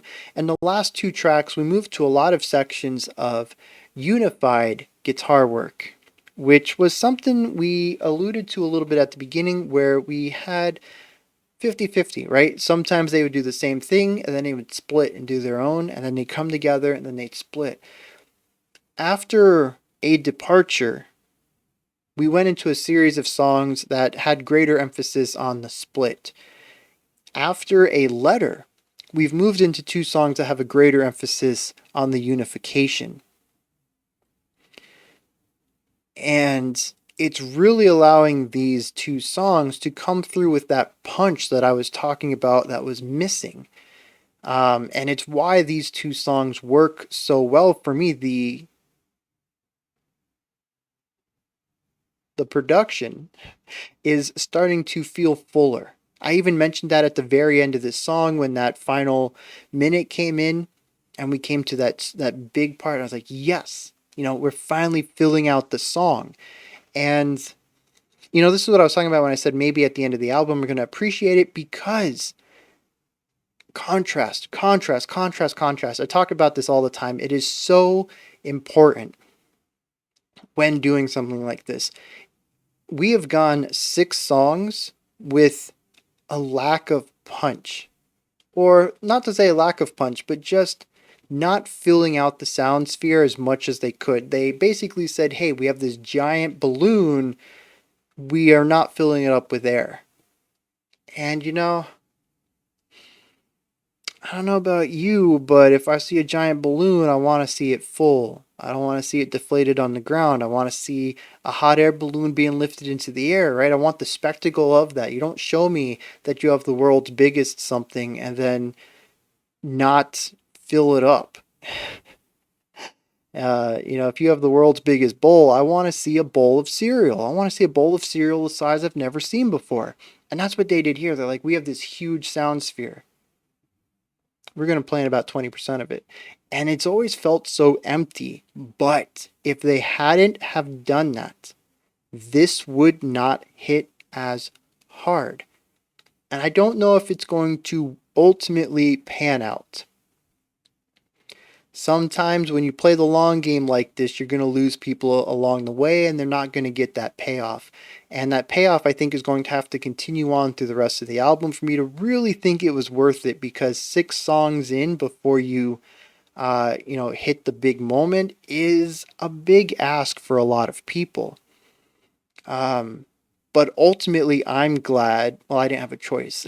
I'm glad I stuck around though and got to this point, because there's so much energy here. I was so ecstatic to hear it. If this was a concert, I've been jumping around. Finally, they've got it. The volume's up. The instrumental width is up. We're really filling out the space. Like, I think I even said let's go, which is not something I say ever. It just had me pumped. And, like I said, it's a risky gamble doing it. And I really hope the rest of the album takes this payoff and runs with it. I think they need to keep this energy up, at least for my personal tastes, again. But this moment is not something I'm going to forget for a while. And that's not something I say about a lot of albums. Even some of my favorite ones, some of the albums I had in my 2021 Album of the Year list, I can't say had moments that I will never forget. A lot of it was just very iterative stuff, playing established genres and ideas at such a level that it's just done beautifully and perfectly. Um, and because of that, it kind of falls in line with stuff I've heard before, but I can't say I've ever listened to an album other than something classical that demands so much attention to wait so long for a moment that just really, really clicks. It's a gutsy decision, and I have nothing but respect for Law Dispute for pulling this off. Like I said, I'm just fingers crossed the rest of the album runs with this. They've got my attention. I'm hooked. Reel me in. Don't let me loose. um, I also really enjoyed these last couple of tracks utilizing more clean vocals. I really think the clean works a lot better with the clean guitars. There is a dissonance, a divide that we heard in a lot of the earlier tracks with the clean guitar part and the screaming vocals that I think just never reconciled. It's always seemed at ends with each other. One part, at least to my ears, again, was desperation, and one part was chill and laid back, not caring at all, while the other side cared desperately. And, I found kind of some of that to not be true. Of course, I think this is just the vocalist style of singing, but we heard in the lyrics for Edit Your Hometown and a letter that vocalist just kind of doesn't care about anything at this point. So they're definitely not passionate in their vocal delivery. It literally is a functional vocal delivery that has nothing to do with the emotions of said narrator who's supposed to be saying them. But I really think it works better in these two tracks. And when the tracks are, and when this track in particular, oh no, it was Safer in the Forest, I think. I don't remember now. One of the tracks built up, right? And the music got wider and bigger and had more volume to it. The pitches rose. The vocalist started to put more grit and volume into their delivery. And I absolutely loved the shift from the clean into the grittiness. I think that's a beautiful transition. And then at the end, when we went full sound,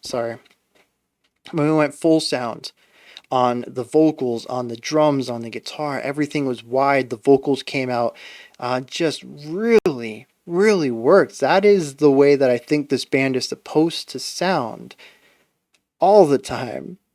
But again, there's an emptiness to the rest of this album that I think is supposed to be there because it lines up with the lack of passion and connection the the narrator is experiencing.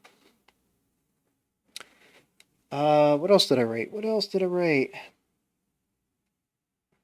Oh, an interesting idea here in these last couple of tracks is that the melody itself barely moved. If you look at what each guitar is doing in these sections, it's the same 1 bar or 2 bar phrase over and over and over and over, like we saw at the beginning. It's repetitive, it's boring. Hey, that's what those opening tracks were about being bland and just like every day is the same, and it really shouldn't be because other people are living their lives great.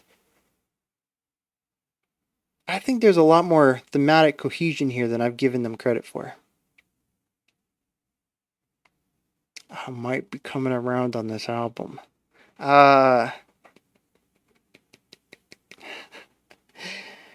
Anyways, the chords, the melodies are cyclical. Like I said, it's the same 1 or 2 bar phrase over and over and over. What's interesting is, contrary to how a lot of music is built, here the melody is static while the chords are constantly changing. Instead of having a 4 bar chord or an 8 bar chord, the chords tell the melody because they're constantly in flux. It's really interesting in that it feels more like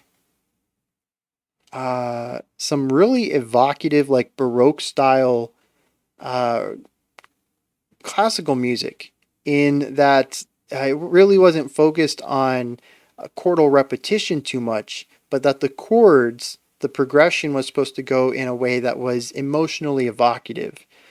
And typically that meant that we had a linear chord progression instead of doing the same four chords and then going back to the beginning, like a lot of rock and jazz and country and blues and pretty much everything modern day working off of a 4-bar chord progression.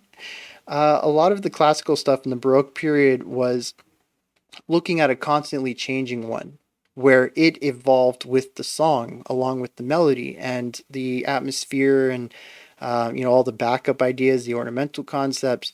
Everything moved forward. There really wasn't much of a sense of cyclical or repeating phrases outside of maybe a single idea that gets looped a couple of times, but nothing like today's play the same 4-bar chord for an entire song idea. And I like that here, that the melody is what gets looped and it just moves with the chord, but the chord is linear. The chord progression is linear. We heard that in this one. I think we heard it at the tail end of Safer in the Forest, or the latter half of it. Um, it's just a really neat way to go about building a song, and I think it's really cool to hear in a rock setting. Um, I wrote down needs a little more compression. And what I meant by that was when our clean guitars shift into their heavier tone, it never really feels heavy, and it's what makes the song feel empty in a lot of places. There's drive, there's distortion, it's just not enough. It needs more volume, it needs more grit. Our dirty, distorted guitar tones are still really clean. And they answered that question. I think I wrote that in the middle of or the end of track 6, and they answered it in track 7. That ending to 7 was everything I wanted. And the last note I have is that just I really enjoy the sections where the guitars line up and do the same thing, and I don't know why. I think part of that is just that it amplifies what they're doing and makes it feel fuller, when the the opposite of that is when they're doing their own things, it feels more separated. We don't have the multiplication of the amplification of doing the same idea. So it just feels like they're distanced, and that puts distance between them, and it also makes their sections individually feel smaller, which just puts more space between them and the rest of the band. So I don't think that that is a compositional thing. It's just that the production of those sections, the way they sound, feel more full than when they're separated. But I do really like the counterpoint. I've already brought that up a couple of times. And the Diads, right? So musically, I like when they're separated. Sonically, it really sounds amazing when they're playing the same thing. And you'll notice there at the end of that last track, when it was at that big moment that I finally found everything I wanted, they were playing together. I think that wraps this up. That is everything I want to say about this one. Let's get into these lyrics, see what's going on here. So in Safer in the Forest, love song for Michigan. See, that's one of those ways that you put the emphasis in the wrong place and it makes Michigan sound weird. Michigan. All right. So I've been watching a slow thaw come around. I've been waiting in the cold and hazy blue. I've been driving alone out to the edge of town. I've been thinking too much of you. Last snowfall left splinters, and some winters never end, neither wane nor wear, and sunshine is like lovers, and some summers just pretend, only warm the air. It's that I'm tired of the feeling here. It's too near to death. It's too jobless year round. It's not the weather in the city or the highway mode, nor the streets or the buildings, neither wooden nor stone. Every reason to leave this place behind, why I should be alone, are made of flesh and bone. So, yeah, that's interesting. Says, I spend a lot of my days thinking of you. We don't know who this you is yet, but it's possible that this is the recipient of said letter that was written from a departure and a letter. And says that I want to get out of here. I'm tired of this place, but it's not because of the place itself. In fact, that's not a big problem for me. It's because of the people here.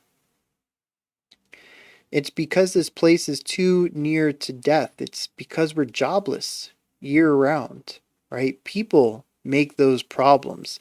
The city could be flourishing, but those who run it, well, they create problems. I've been thinking of exile. Interesting way to put it when he himself chose to stay behind and pledge allegiance to his city. Been thinking of hitting the highway and heading up north, crossing the bridge and don't come back. The only warmth is a warmth alone. He packed up. Interesting. We have shifted perspective. He packed up, took 75 northbound to brand new life, and waved goodbye to the world in the rearview mirror. Saw it clearer in hindsight, the shape of its skyline traced in a flame from the windows ablaze, the people restless and the streetlights glowing like many beacons in the sea or like a lantern lit from the one still lost out in the dead of the night, like lightning striking darkness once. No thunder, no pain. So basically, this other person, maybe the person from the second track, decided to leave. This is a story of another person in the city who he might feel connected to. But this person left, and in hindsight of looking at the city behind him, realized just how dead it is. Have you ever watched a slow thaw come around? Have you waited in the cold and hazy blue? There's an airport there out near the edge of town. I've been thinking too much of you. Settled in that still forest like another phantom or another shadow cast by choice, a noiseless chorus blows through the trees and leaves and brings a peace at last from a place where the song kept changing just when he was starting to get it, where he was starting to trust that there'd be a day he'd find a way to keep the rust at bay. There'd be a day he'd find a hum to help him muffle the past. Like thunder underwater, he hears it fading and feels no pain at all. So yeah, I think this is the person who found passion in music but couldn't connect to the music of their city and decided to leave. And it did bring about a little bit of a peace, especially since he was leaving a place where the song kept changing just as he started to get it. So yeah, even when he finally feels like he's being able to click with the culture around him, with the society around him, it just changes. Something falls out of place, something gets changed, something gets altered, and no longer helps. To a boring, desperate city. I think this is where we shift from Safer in the Forest to Love Song for Poor Michigan. It's been weeks since I've been around you. Has the fear begun to fade away like sunlight when it sinks in the lake? Are they now building up, or breaking down, or boarding up the fronts? Has the whole town been foreclosed now? And what happened to those youthful dreams sunk deep in the river weak, or got tangled up in weeds, or else they're stumbling drunk on wealthy street, or make plans to leave? I need to leave. I can't marry this place. I won't bury the past. I just need a change of scenery. I will hold these old streets sweetly in my head like her. And I'll praise their bravery always till the end. Let tongues confess the plague of joblessness, the temporary illness. Let us wave their flag from there to here and then over and again, and let us hope for better things that we may not ever get them. We will rise again from ashes one day. Until then, roll, just roll, roll away. I need to leave, but swear I will carry you in me until the end. So Tubor, my home, your desperate friend. So yeah, much like, okay, so we're seeing some parallels here. We had a departure, which was an internal monologue, internalization. Anyways, getting to see the inside of this narrator and their hopes and dreams and fears and whatnot. And then track 2 showed us the track right after it showed us a way that they connected to a person in their city. And then tracks 3 and 4 talked about parts of their city that they found themselves to, that they could relate to.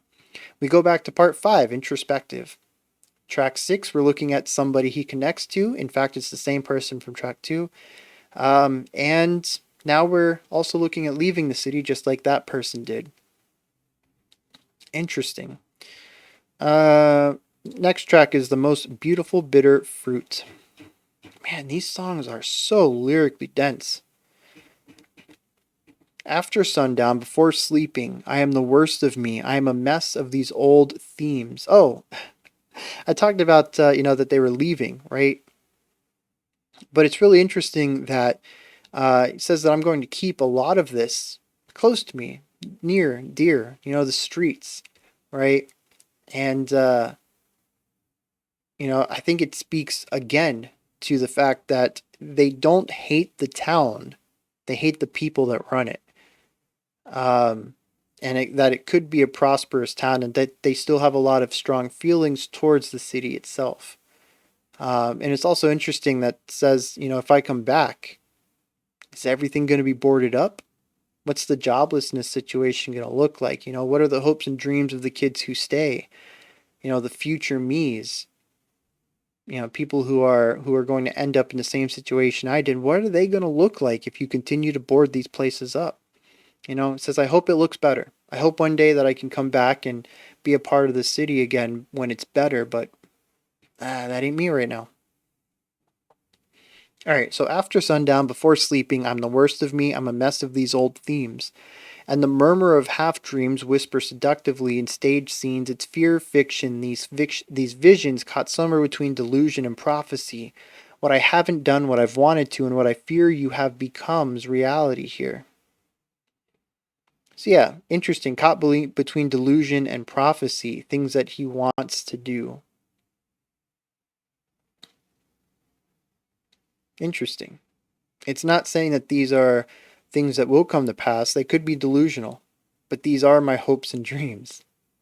Interesting that the narrator is so introspective of themselves that they can see when some dreams might be too big for them, and they can appreciate that they might possibly just be delusion and not something obtainable. Bright lights in the young night keep to the beat, a classic party scene crowded and interesting, no love, no life, no history, just touch, just chemistry, just a roaring undercurrent, simple and sensory, young bodies, warm skin, perfect symmetry, and it's a moment, harmless, it's energy like medicine, it's self-discovery. See all the secrets I keep, why are they secrets? So we have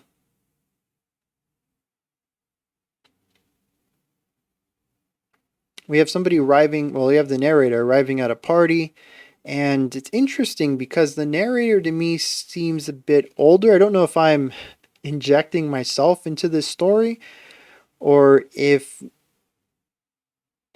I don't know, everybody left and they're married now, right? They have families and jobs and they barely even keep in touch anymore. That's not something that happens a year or two after everyone went to college. I mean, it sounds like people have gotten their degrees and married and moved on and found new places to live. They've settled down. I mean, we're talking late 20s here easily. Maybe early 30s. And it's interesting here then that unless my perception is just different, when he says that there's a roaring undercurrent of young bodies with warm skin and perfect symmetry, I'm thinking much younger. I don't think of 27 as younger. That's about my age. It's when I think of young people, I think of like older teens, younger 20s, people that are at least a decade younger than me. And it makes me think that there's an age gap here, but maybe there isn't. I don't know. We'll see what's going on here. But anyways, at this party, it says it's just touching, just chemistry, no history, no love, no life. So we're obviously talking about some sort of fling, if you will. One night deals. There's no life that's going to be around whatever events happen here. There's no history that would lead up to it. It's just touching and chemistry. It says it's a moment that's harmless. It's energy. It's medicine. Self-discovery. See all the key secrets I keep. Why are they secrets? Interesting.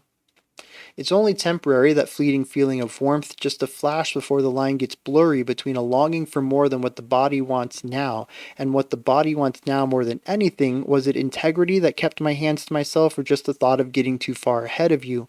Was it that I got too tired of the consequence, or was I just scared? I only know I never wanted to get left behind. No pauses, not a second guess, first a swaying, then a stumble, then a swagger. They're just movements towards feeling. It doesn't matter. Neither hesitates to carry on a kind of energy, sweat, and block out everything to find out every aperture and compel the animal parts. Fan flames, taste fruit, taste bitter fruit, just trying to learn how all the wires in the body work, just trying to feel it out like it's medicine, trap the healing in whatever bed they end up in. So yeah, this is sounding like utilizing casual sex as a way to forget about problems, or maybe try to fill holes in oneself that aren't going to be fixed with casual sex, right? Trying to use it as medicine, as stated. And obviously, we've already discussed that the narrator is somebody who has a lot of problems with self perception and self image, and is very self-defeating. They talked themselves down out of a lot of things, so much so that to a point they became numb to everything around them. This is not going to help them in any way. It's, as he stated, a temporary, fleeting feeling of warmth, right? It is a moment of happiness that will immediately, not necessarily immediately, it will be replaced eventually with the same place you were prior. And of course, all of this, I think, lines up in this next stanza. It says, fanning flames, compelling the animal parts, tasting bitter fruit, learning how the wires in the body works, right? I think a lot of this is alluding to, especially, I mean, it could be a first-time experience altogether, or it could just be the first-time experience with someone else, the first time with a partner, especially somebody that you don't know and don't have history with. The chemistry might be there, but you don't know them that well. You don't know their body. You're still trying to figure out how all the wires in the body work. I want to feel it out. I want to know how it works. I want to know if it was worth it to worry. About the ghost I feared would haunt the memory, about the damage that I'm sure the fear has done to me. Now I want to know what it is in me that won't follow through. Those nights the instinct takes a hold of me and pushes too. Maybe it's only that I've never gotten over you. Interesting. We still haven't seen this you yet, who I believe is still the recipient of this letter. Or am I still scared? I see the church steps, a vision. Is there fiction in this one too? It's true, I've made a tale of it here. Still, it's a little unclear who's been haunting who, and time can be such a funny thing. Always moving to the future, glorifying the past and amplifying the pain in flames and glass. So was our touch half as sacred as I'd made it seem, or just another fabrication of a half dream? Just those chemicals the adolescent love, just as trying to grasp onto meaning, onto purpose, onto a sense that something spiritual releases when the feeling hits. So he says this person, right, that he thinks about all the time, even thought about going to the airport and flying to them, and now is at a party trying to numb the want of this other person because they haven't gotten over them. It might not even have been anything other than adolescent puppy love. He says, was our touch half as sacred as I've made it seem? Maybe even putting this relationship on a pedestal when it really was just, like I said, puppy love, right? Might have just been the first partner that this person had, and that kind of makes it feel a little special. It's the first, right? Or it might not have necessarily been the first partner, but a first of anything. Could make it feel more than it was.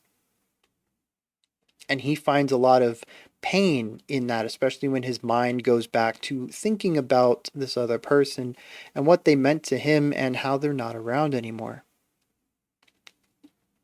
It says something spiritual releases when the feeling hits. And when the feeling hits, and in that moment sparks and harps play out a sweeping melody through fog and fantasy. And in that moment, there's an honest, instinctive, and pure, but there's an honesty. And in that moment, there's an honesty, instinctive and pure, but it departs like it came, rapid and bearing no more than fleeting ecstasy of natural harmony. They fear the notes being played and try to sing along. Don't be ashamed, be free to the feeling. Don't be ashamed to keep feeling, but find it a body that makes sense. I felt it.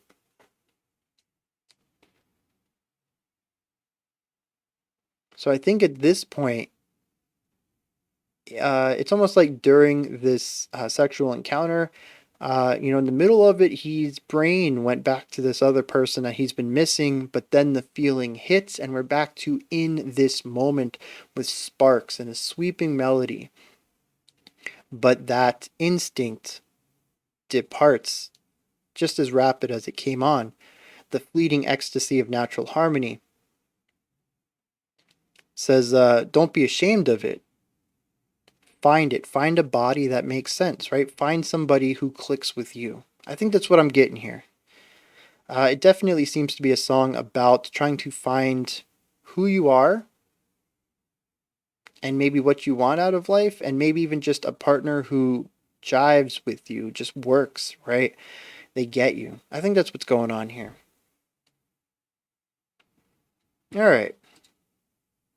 Geez, we're already past 2 hours here. All right, album is half over.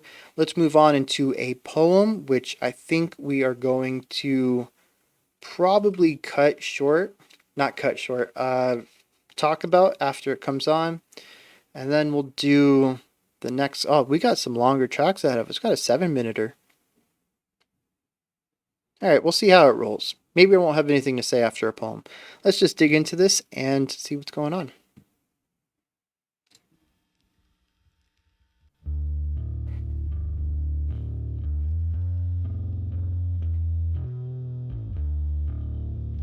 See, and here the bass is Third time writing you a letter, getting darker. I'm getting worse. the bass is just not as punchy as it's been in the past. It's more subdued. I had a reason for the writing, but trying to exercise my demons didn't work. To try to rid me of the worry and to purge you out of wonder for the future and the hurt. I wrote a poem. I'm increasingly aware. I've been painting things in gray. I'm increasingly alarmed by the pain. I'm increasingly alive to every cloud up in the sky. I'm increasingly afraid it's gonna rain. See, lately I've hated me for overplaying pain, for always pointing fingers out at everyone but who in fact is guilty, and for picking at my scabs like they could never break, but they can and they will, and I'll spill like a leak in the basement. I'm drunk in the night choir, just slur all those words to make day beat that sweet old refrain, self-inflicting my pain. And therein lies the real shame. I heard when they were picking through the rubble, finding lips they say hymns, but now what of what I sing? The worry, wonder, the shortness of days, the replacement for purpose, the things swept away by the worry, the wonder, the slightness of frame, the replacements for feeling, the casual day, and the worst of the wildlife wears clothes and can pray, and the worry, the wonder, 3 meals a day, only death unimpeded, not slowing its pace brings that petty old worry and wonder, away.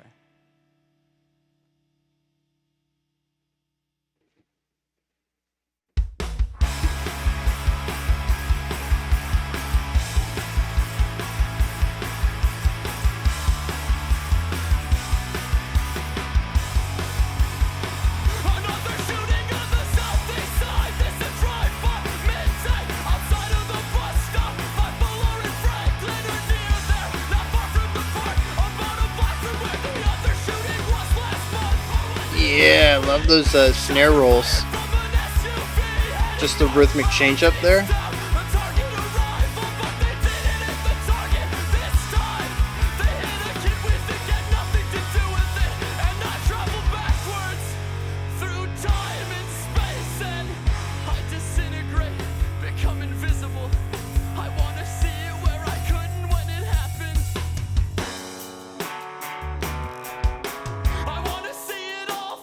Alright, got a Guero over there on the right.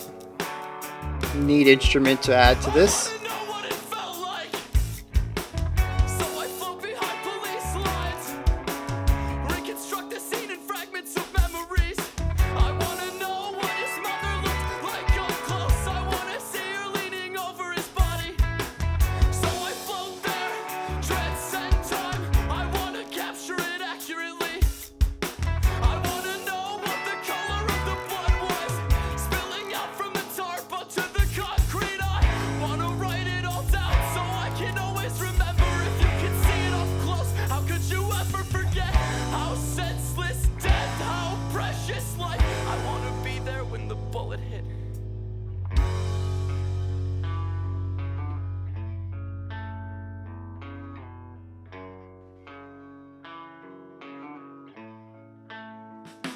Crowd poured out as the shots drowned into siren sounds out of their houses now and over front yards, all the way up to the place where the police tape ran to mark the crime scene. Everybody trying to catch a glimpse of what was happening, of what was going on between the ambulance and all the cop cars. Everybody gossiping, whose kid got hit, where did hit him, and who could have fired it. Everybody wondering, how did it happen again, and is he dead? These children, everybody wondering how far they were from where the victims live, and I visit them, their houses. Inside my dream I visit them, my spirit soaring high and high up over King Park, leaves the crime scene, travels further back till far before the shooting. Through their windows to their living rooms, I see them younger this time, playing games and doing homework. All these marks of youth soon transform coldly into stone for fights and stupid feuds, for ruins wrapped in gold. And cruelly I recall why I have come to find the reason, but there cannot be a reason, not for death, not like this, not like this.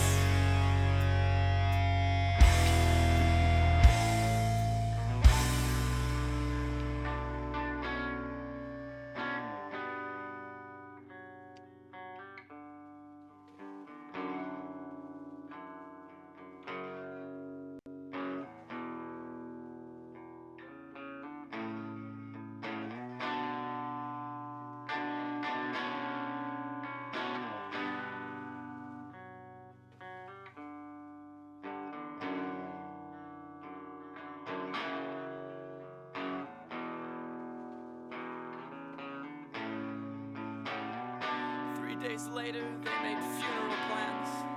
The family. 3 days later, a mother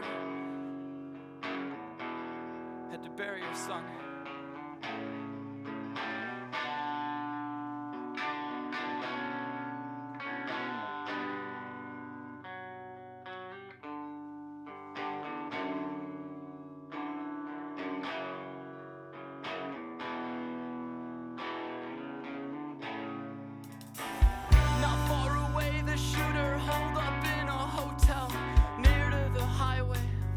Friend and the gun, that same gun.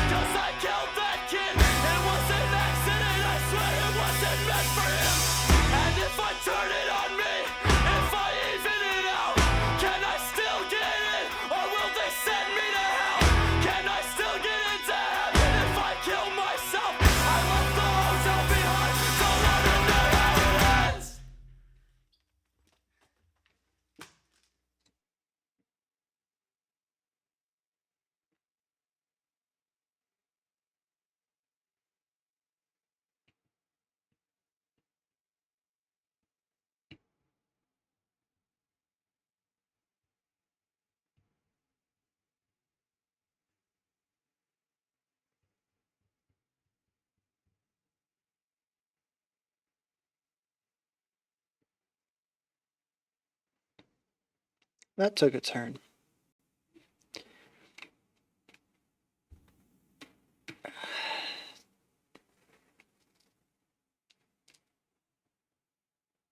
And leading up to this point,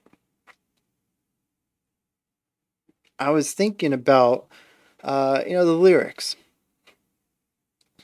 And I was like, yeah, this is a heavy topic, right? We have a shootout of some sort, and a stray bullet killed a kid, not the intended target. Uh,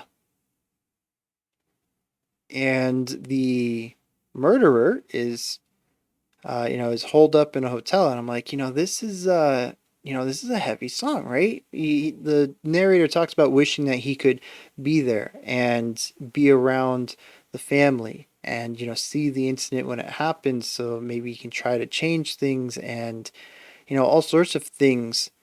And I'm like, but it's missing the emotional impact, and I think a lot of that to me was because of the vocal delivery. When we have these strange syllabic uh, accents in the words, it distracts from the meaning, and I begin focusing on how the word is said, and it really takes me out of the moment of listening to it.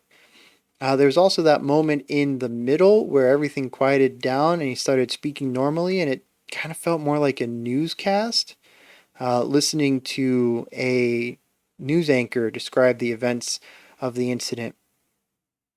And like I was just really getting lost. And then the last 30 or so seconds really pulled me in. I think once again, just a lot of not great decisions, or decisions that actively work against my ability to invest into the music, that get remedied by a sharp change much later on. It's another idea, much like with tracks 6 and 7, drastically shifting styles to really take advantage of the fact that most of this has had a shallow production style to really make these sections sound big and hit hard.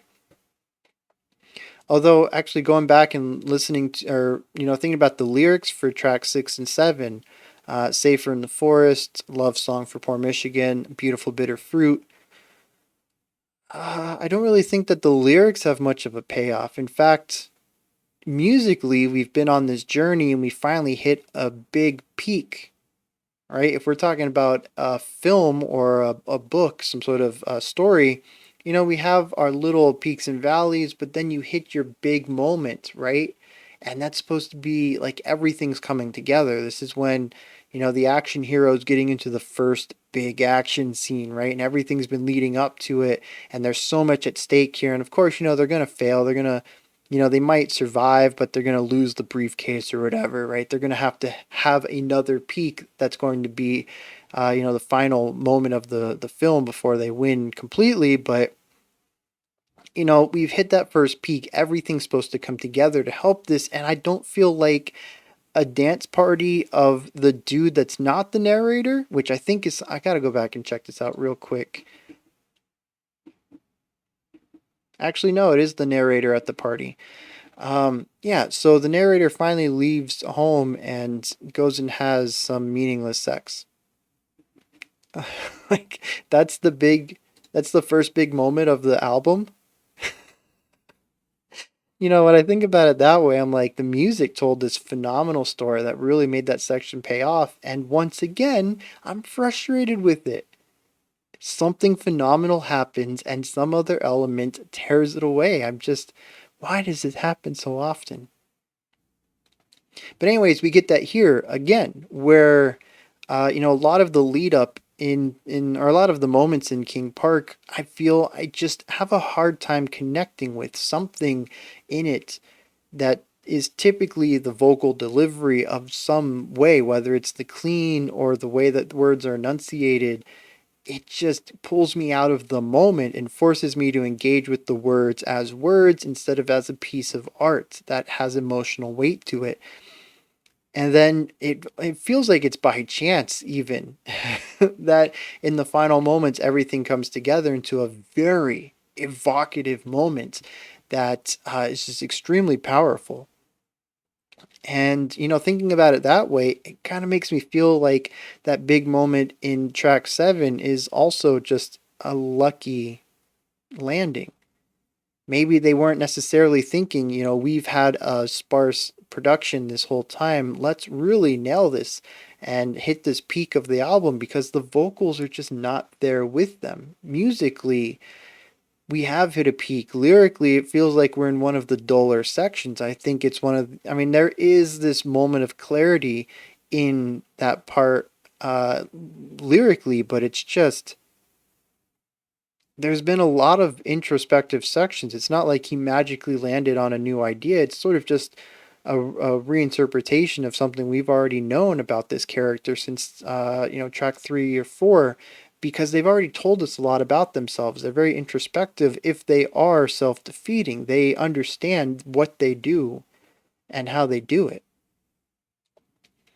And so here again, it makes me think maybe it's an accident that the ending works as well as it does, because it kind of works fantastically despite everything trying to work against said expert craftsmanship.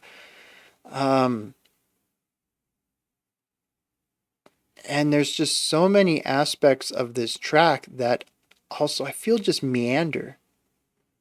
They should be driving towards something. This is an emotive song. It's talking about a very heavy topic, and some sections just feel like they're lingering, shifting and swaying like zombies plodding about in a mall going in circles. And it's frustrating because, I really want to like this. There's a lot of things in here that I'm really happy to listen to. It just feels like they intentionally trip themselves all the time. You know that picture of the dude that's biking and then he gets a pipe and he sticks it into the front wheel and he flips? Right? That's what I feel like this album does constantly. It sets itself good and then trips itself up. I wrote something here that I think is going to. You're either going to think I'm bonkers for this or you're going to completely agree. I don't think there's going to be anyone in the middle here. This is emo post-hardcore style of spoken word poetry jam. Right? If you get it, you get it. I will explain it real quick, but so a lot of spoken word poetry stuff is just some percussive stuff in the background, maybe some light clappers or some bongos and just some quieter percussive instruments that somebody will come up to the stage and say a poem, spoken word style. Maybe there is a rhythm to it, maybe there's a cadence, maybe it's free form. There's a lot of ways to write poems. And the band, the instrumental players behind, will provide music to go with it. Sometimes it is orchestrated. Maybe you have your own performers who will come up with you. Other times it could just be how they're feeling, very improvisational style. And that's what this feels like. It is just music behind poetry, and it doesn't always line up. In fact, most times I feel like it doesn't. They get in the way of each other too often for me to think that there is much thought being put into how everything comes together. There are moments, of course, where we can tell that this was all done with ideas in hand, where all the instruments will stop at the same time, or will share an accented rhythmic idea. But there's also just as many, if not more, sections where it feels like the music and the lyrics, the vocals, are doing two totally different things rhythmically, because again, the vocals very rarely engage with anything melodically. And it's just so frustrating for me to hear great musical ideas and great lyrics, and just the execution of pairing these two just doesn't work for me. Again, I don't want to say that anybody who enjoys this is listening to music wrong or enjoys bad music or whatever. I still feel like there's a lot of really interesting things in here, and if you enjoy it because of it, or maybe even despite some of its failings, and again, I say failings subjectively, right? Then that's fine. I don't think that if you enjoy this, you're doing things wrong. Just for me, it's a very frustrating listen where we've got 5 tracks to go, and not once have I really felt like everything just clicks. The ending to track 7 might be one moment that I think it does, but it's also the latter half of a single song, and a short one at that. We're talking about 40 seconds that just really worked, and worked because of the failings before it, or because of the way things were done before it. Um, Again, it feels like a happy accident. Same with the ending of King Park. Um, and like I said, it's such a heavy topic, and the music just feels like it doesn't give any justice to that until the end, right? I think the end really works, and they finally go into the angle of the weight of the story. But before that, it just feels like it meanders. Musically, it's just kind of waiting around, dragging one foot behind the other. Let's get into the lyrics. I already know what most of this is about. I don't know if we're going to touch on every. Oh, we got to do a poem as well.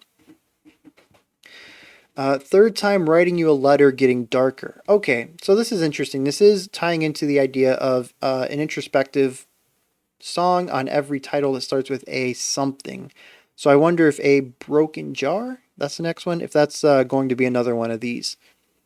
Also everything else is some sort of, it's an allusion to something in the city, right? Could be an event, could be a person, could be a place, but everything else is an allegory, possibly of something that really happened in this whatever city they're from in Michigan, I'm going to assume. Um, and then these are more personal, introspective stories that might tie everything together or talk about what the themes are going to be of the next. I haven't thought about that. Should I go back? I'll do that if I go on a second listen. See if these are sort of like arcs or acts. Act 1 is about specific topics, and then we explore the church and the dude who fell between the lines, and that happened there. And then we go into the next one. It's about some heavier topics. I don't know. It says third time writing you a letter, getting darker. Yeah, for sure. We're about to head into a pretty dark track. I'm getting worse and worse. I had a reason for the writing, but trying to exorcise my demons didn't work. To try to rid me of the worry and to purge you out of wonder for the future and the hurt, so I wrote a poem. I'm increasingly aware I've been painting things in gray. I'm increasingly alarmed by the pain. I'm increasingly alive to every cloud up in the sky. I'm increasingly afraid it's going to rain. Interesting. A lot of this album has been pretty straightforward.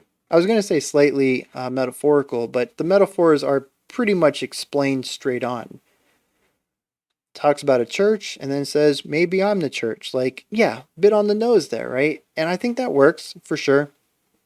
Especially with sort of the, like I said, colloquial, kind of just chatting with your best friend kind of spoken word style, right? Just feels like speech. And while we do use metaphors and cliches and phrases in our speech, we don't typically talk in overly dramatic metaphor. So it makes sense that a lot of it would be rather straightforward. See, lately I've hated me for overplaying pain, for always pointing fingers out at everyone, but who in fact is guilty and for picking at my scabs like they could never break, but they can and they will, and I'll spill like a leak in the basement of drunk in the night choir. Just slur all those words to make deadbeat that sweet old refrain, self-inflicting my pain, and therein lies the real shame. I heard when they were picking through the rubble, finding limbs they sang hymns, but now what of what I sing? So interesting. This whole album, my friends left me, right? And the city is terrible. It's run by people who make us jobless. There's not enough jobs around here. And, there's other people like me, right? And so it's not my fault. We're all in this together. But he's like, I point fingers, right? And I overplay my personal pain. But honestly, I have a hand in this as well.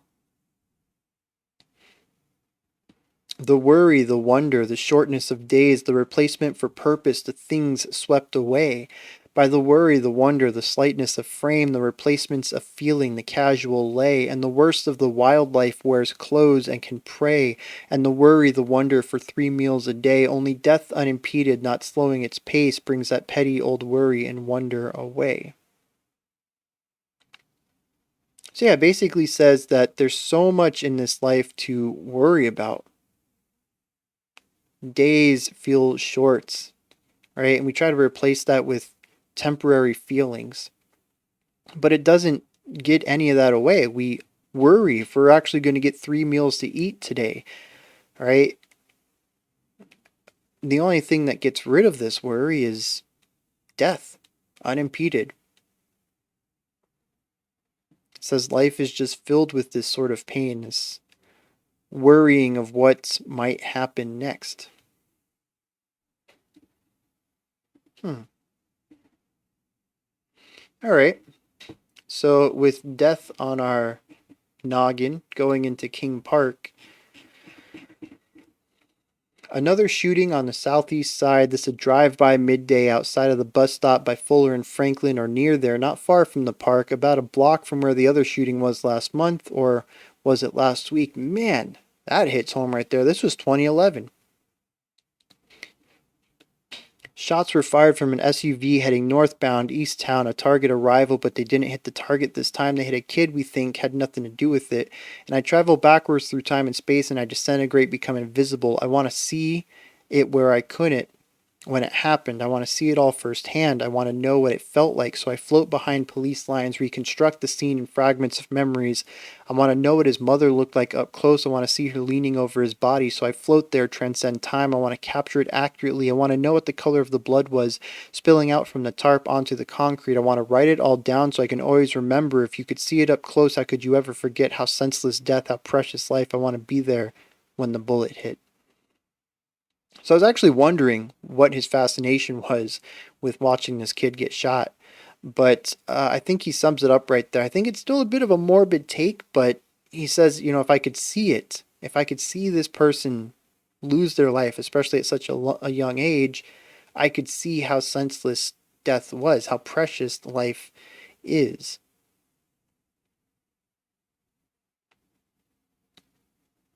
Hmm. Interesting to come into this just off of saying that death is the only release we have from worry. Almost seems like he's saying, now I want to know how precious life is, right? Maybe I won't think that death is the only way out. And the crowd poured out as the shots drowned into siren sounds out of their houses now and over front yards, all the way up to the place where the police tape ran to mark the crime scene. Everybody trying to catch a glimpse of what was happening, of what was going on between the ambulance and all the cop cars. Everybody gossiping whose kid got hit, where did it hit him, and who could have fired it. Everyone wondering, how did it happen again? And is he dead? These children are kids. Everyone wondering how far they were from where the victims live. Yeah, dang, once again, hitting hard. This was 15 years, 20 years ago? 10 years ago. Yeah, 2011. Yep, so a decade ago. And already asking, how could it happen again that our kids got shot? About to go on a rant. let's stick to the album. I visit them, their houses inside my dream. I visit them, my spirit soaring high and high up over King Park, leaves the crime scene, travels further back till far before the shooting, through the windows to their living rooms. I see them younger this time, playing games and doing homework. All these marks of youth soon transform coldly into stone for fights and stupid feuds, for ruins wrapped in gold. And cruelly I recall why I have come to find a reason, but there cannot be a reason, not for death, not like this. Again, pretty straightforward. Goes back and looks at how the kids were acting and says that any loss of their youth, any loss of any life, in fact, over something so stupid as these feuds, there's no reason for it, ever. 3 days later, they made funeral plans. The family, 3 days later, a mother had to bury her son not far from the shooter, holed up in a hotel near to the highway with a friend and the gun. So yeah, that's interesting, drawing parallels between the mother and the shooter here. He'd fled immediately but was identified by witnesses. His picture on TV, only 20 years old, called him Grandpa. He was older than the others by a year, maybe two, and he was safe for a while until someone saw him there and notified the authorities, who surrounded the hotel, first arresting an accomplice while attempting to flee, then chasing him up the staircase to the floor where he stayed. He closed the door behind him, locked himself in the room. They could have kicked in the door, but he knew the gun was still with him. One he already used, and so they feared what he would do. So, still being an ethereal, time traveling ghost, I floated up through the window of a room to the west. I hovered out to the hallway, tried to listen in. I heard him trying to reason, get him to open the door. His uncle, begging and pleading, half collapsed to the floor. He preached of hope and forgiveness, said there's always a chance to rectify what you've taken, make your peace in the world. I thought to slip through the door. I could have entered the room. I felt the burden of murder. It shook the earth to the core. Felt like the world was collapsing. Then we heard him speak. Can I still get into heaven if I kill myself? Can I ever be forgiven because I killed that kid? It was an accident. I swear it wasn't meant for him. And if I turned it on me, if I even it out, can I still get in, or will they send me to hell? Can I still get into heaven if I kill myself? I left the hotel behind. Don't want to know how it ends. It's interesting that they took this angle here. One, because we just got done speaking about death, right? And how it's the only way to stop the worry. And here's a chance to speak about death in a less neutral light, I think. But at the same time, this isn't a song that necessarily, I think, condemns the murderer. I think this song is designed to show both sides of the situation. Of course, the drive-by was not necessary, right? There's no reason that this kid should have died, but it also wasn't the intention of this person, and he is just as shook about it as the mother is burying her child. And the thing to remember in this is that both of these people are citizens of the city that hollows people out and leaves them struggling and fighting for anything they can, because they don't have the resources in life to get them ahead where they need to be, and they become desperate and do desperate things. People don't join gangs and do drive-by shootings because it's their dream in life. It's because they feel like they have no other option. It's what seems best to them. You know, part of it could be completely down on your luck. Some of it could just be the get rich attitude about it. If you join, you'll make all this money fast. And the thing is that with wages constantly separating between the low people and the CEOs, and the cost of living rising while wages stay stagnant, the idea of making money fast is extremely alluring. People get pulled into these lifestyles and you can't get out, and you will eventually do something that you don't want to do, but while you are still the person who pulled the trigger and made these actions, you're also a little bit, at least, a victim of your circumstance. This is still a place that is plagued by joblessness. When there's no way to make money and you still have to put food on your table for your family or a roof over their heads, you have to make that money somehow. And if these kind of jobs are what you got to do, it's risky. And this guy apparently, it really, really shook him. Even to the point that he was asking if he could even it out. And I think it's important, obviously, like I said, not trying to excuse what happened, but to remember the circumstances that led this person to this place. And I think that's the point of this song, is to show that even, the song is, the album is mostly focused on the people who find ways to get by. But it doesn't look at the people who have to do some drastic stuff to get by in this town. This album is about this man's city. At least that's what it seems like to me, and the way that it might have flourished at one point in time, but since the 90s, it's sort of gone downhill and nothing seems to be fixing it. And it's hurting everyone in it.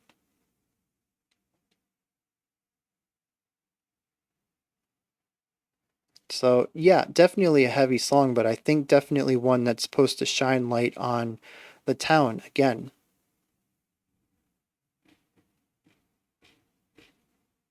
All right.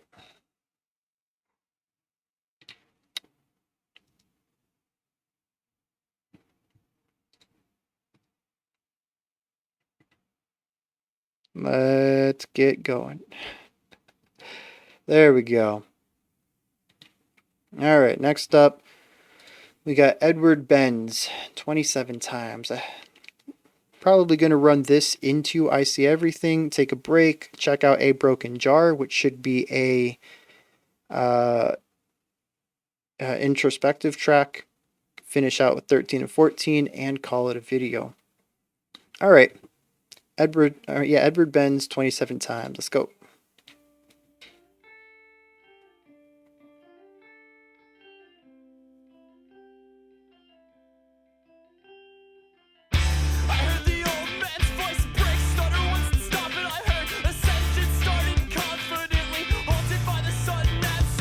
All right, we got a 3 pulse going on.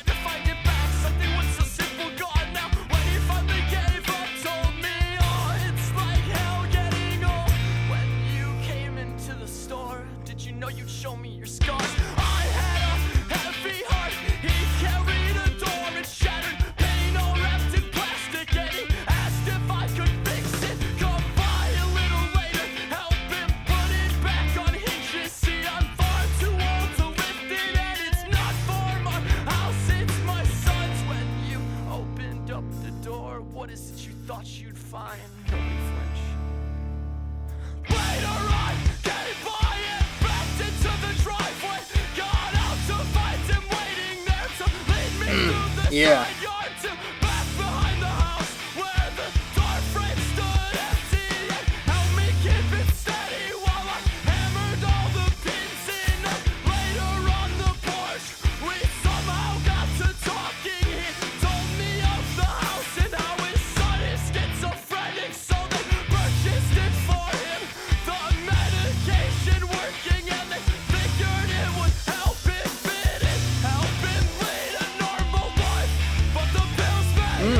Yeah.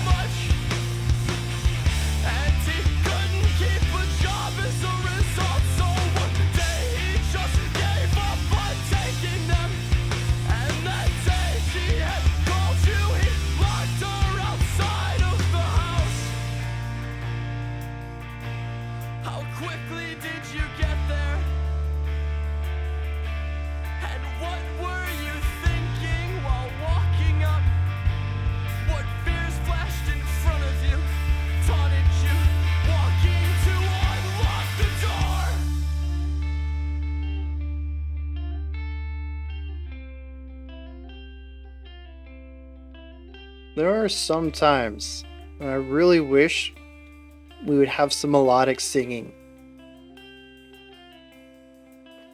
I remember it, that story you told me came back clear tonight, here while writing, and you should know the feeling never left me, the weight of my heart when you showed me the scars on your arms, when I looked in your eyes. Ah, weird sound on that right pan.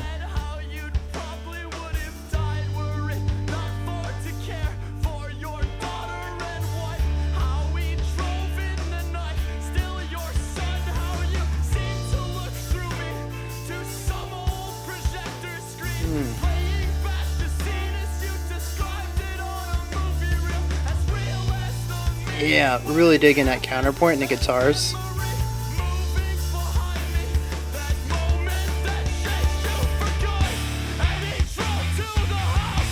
The variation on this idea.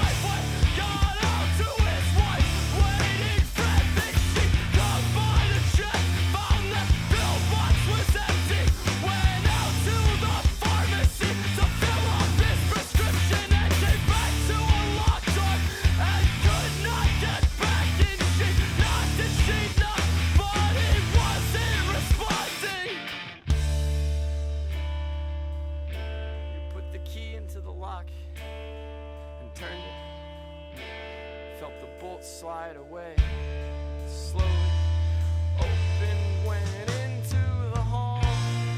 The sun held the night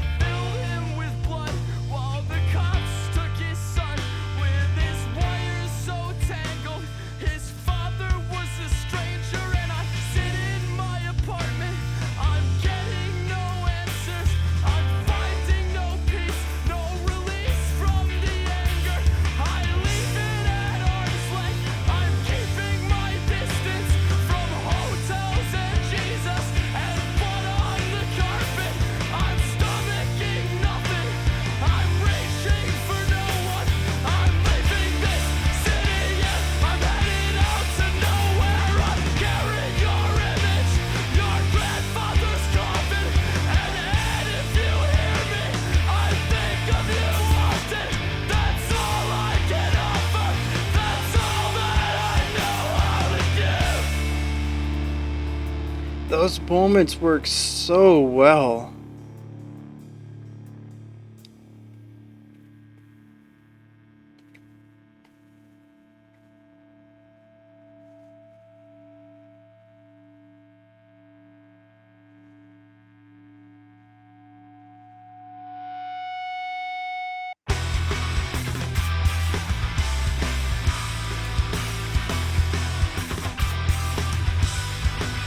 Like any morning of my junior year, I stumble in the classroom late, but this day I see faces I feel in there like a funeral, like a wake as I sit down. Teacher speaking, somewhat somberly, but still confident and calm. Part eulogy, her speech, and part pope, part celebration song.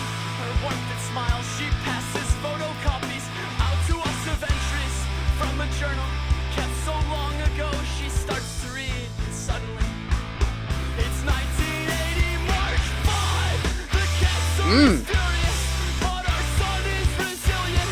We have all the faith, we'll get through this no matter what the end.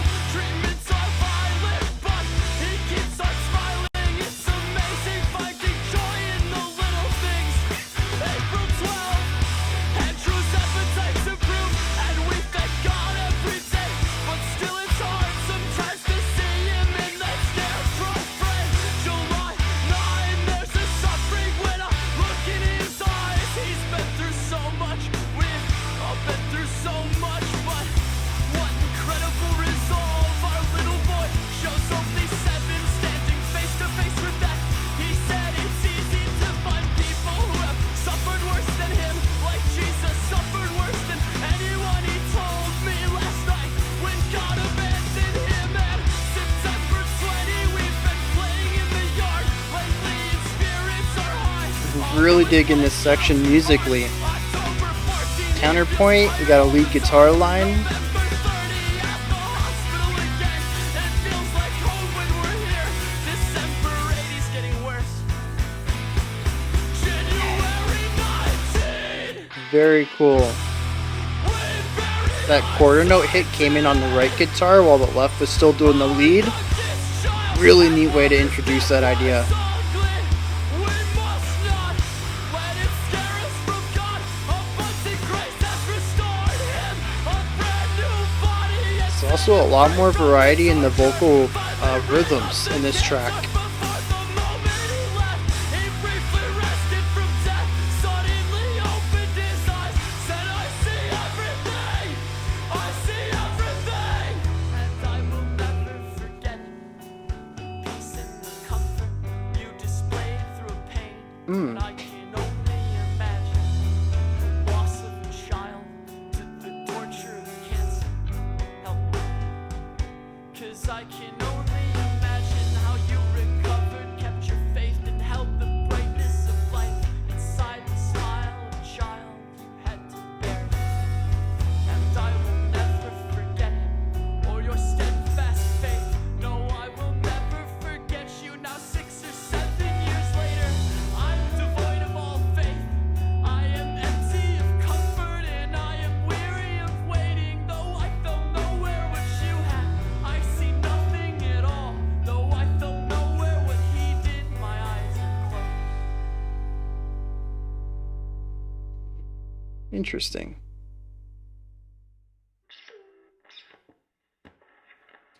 Alright, I think we're going to go into the next one there.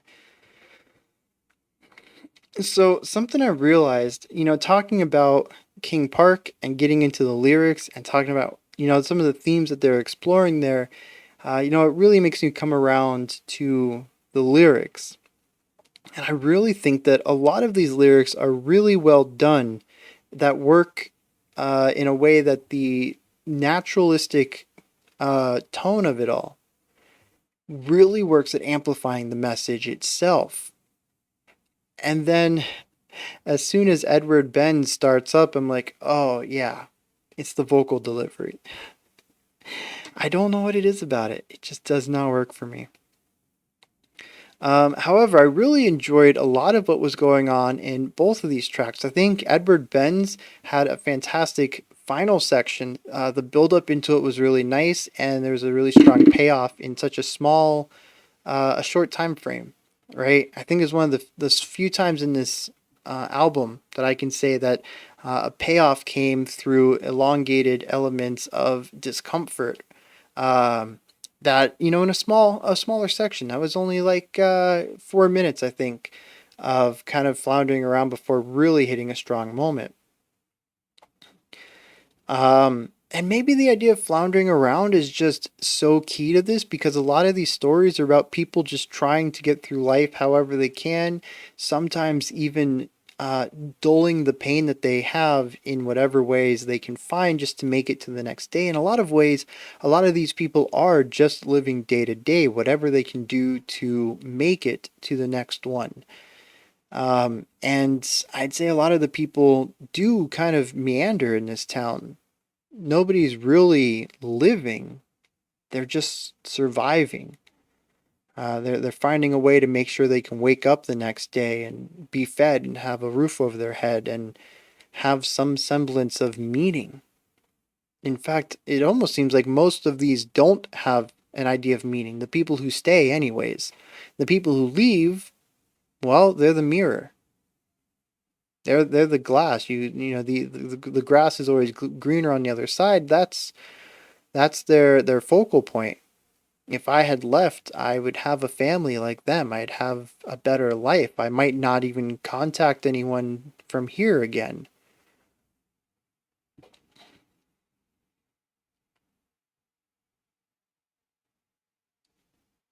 I don't know. I'd have to listen to more Law Dispute to figure out if that's just their style or not. But that's kind of the vibe I'm getting here. And I still am kind of like tilting between how much of this is intentional and how much of it is just happy accident of actually creating thematic cohesion here. But I don't know. I guess if you're a Law Dispute fan, let me know. Let me know how much of this was done on purpose. I See Everything hit on a lot of things that I'm really enjoying about this group, especially here in the end of the album where we're hitting more moments of strong melodic composition and fuller productions and marrying those two into really great musical moments that have a lot of emotional weight to them musically. We're going to stick to that. We're hearing some really interesting bass lines that are more than just a single note with a rhythmic cadence to it. We're hearing guitar lines that are more than just rhythm and texture. There's strong melodic components here. There's great moments of counterpoint in both of these tracks where both guitars are adding something unique to the song that drives it forward on its own, but also works well with the opposing guitar's idea to amplify the emotional energy of a section. The drums are coming through with more of those little flourishes that I've pointed out over the course of the album that just really work. A lot of it is just metronome playing, laying down a rhythm that showcases the time signature and tempo, but there's also quite a few moments of these little flourishing ideas, a snare roll or a rogue cymbal hit. Interestingly, we haven't heard any of the metal elements since the beginning. I think A Letter was the last time I remember hearing a glockenspiel, and I think the chime and triangle were in there as well. Maybe the triangle isn't Safer in the Forest. But it has been a few songs, and maybe that's because, as a poem stated, we are going to a darker area. We can see that with the song King Park about the death of a child. Edward Benz is about somebody who's diagnosed with a mental illness and taking the medication made them unemployable, and then they went off the medication and something with a knife. I See Everything. I didn't pick up on the story there. I was really, really digging the music in this one. When I find music in this album that I'm really jamming with, I really stick within it. I don't know when I'm going to get another opportunity for that. Um, so yeah, like much like everything else on the album, kind of frustrated with this. There's the moments that I love, there's some moments that I don't, but there's nothing in here that just really speaks to me. Um, But I do think I See Everything is kind of tying with the most beautiful bitter fruit as my favorite track on the album. Uh, and the thing is, man, it's that repetitive vocal work, man. Just a little bit of variety would go a long way, I think, in making this more palatable. And maybe it's not supposed to be palatable. Maybe that's one of the core tenets of this album is to make it difficult to listen to, because a lot of this is difficult to listen to. It's about an entire town and the hurt and pain that they go through daily, and nothing being done to change that. The people there are tortured and they suffer, and they inflict more pain on those around them because it turns into a dog eat dog area. Joblessness was something that came up in at least three of the tracks, and that just creates desperation. And desperation means that you will eventually inflict pain on the community around you. You will become a negative element in said community, and the people in the community are already struggling. It's torture on both sides. You have torture from those who run the place, and then you also have torture from those who live in it, who are just trying to survive and are forced to do things that are a bit more destructive. That's where King Park comes in. And maybe that's the point of it. It's not supposed to be easy to listen to because the message is not easy to listen to.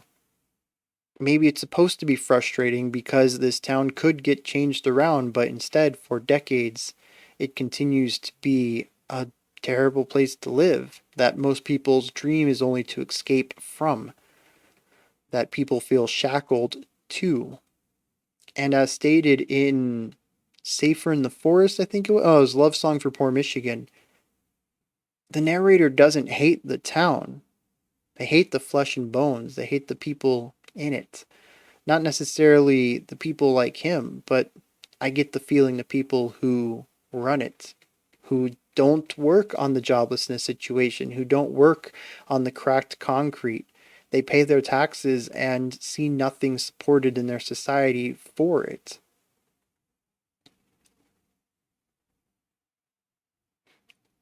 I don't know.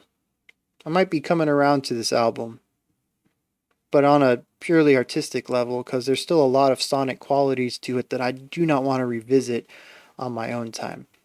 All right, we're going to get into Edward Benz's lyrics here, then we'll dive into the next track's lyrics, and we'll keep this rolling. All right. I heard the old man's voice break, stutter once, then stop it.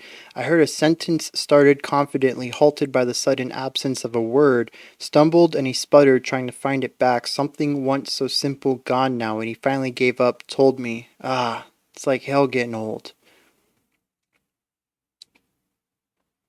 Okay. When you came into the store, did you know you'd show me your scars? Interesting. So I'm assuming that this older man came into the store and was trying to do something and couldn't, right? So starts telling a little bit about himself, I think is where we're going with this. I had a heavy heart. He carried a door, its shattered pane all wrapped in plastic, and he asked if I could fix it, come by a little later, help him put it back on hinges. See, I'm far too old to lift it, and it's not for my house, it's my son's. When you opened up the door, what is it you thought you would find? Nobody flinch. Later, I came by and backed into the driveway, got out to find him waiting there, to lead me through the side yard, to back behind the house where the door frame stood empty, and helped me to keep it steady while I hammered all the pins in. Then later on the porch, we somehow got to talking. He told me of the house and how his son is schizophrenic, so they purchased it for him, the medication working, and they figured it would help him fit in, to help him lead a normal life. Going back to the second track. Might be the same person, might not, but the themes, the connective tissue is all here about the citizens not being able to fit in here. But the pills made him sleep too much and he couldn't keep a job as a result, so one day he just gave up on taking them, and that day she had called you, he'd locked her outside of the house. How quickly did you get there, and what were you thinking while walking up? What fears flashed in front of you, taunted you walking to unlock the door? I remember it, Ed, the story you told me came back clear tonight here while writing, and you should know the feeling never left me, the weight of my heart when you showed me the scars on your arms.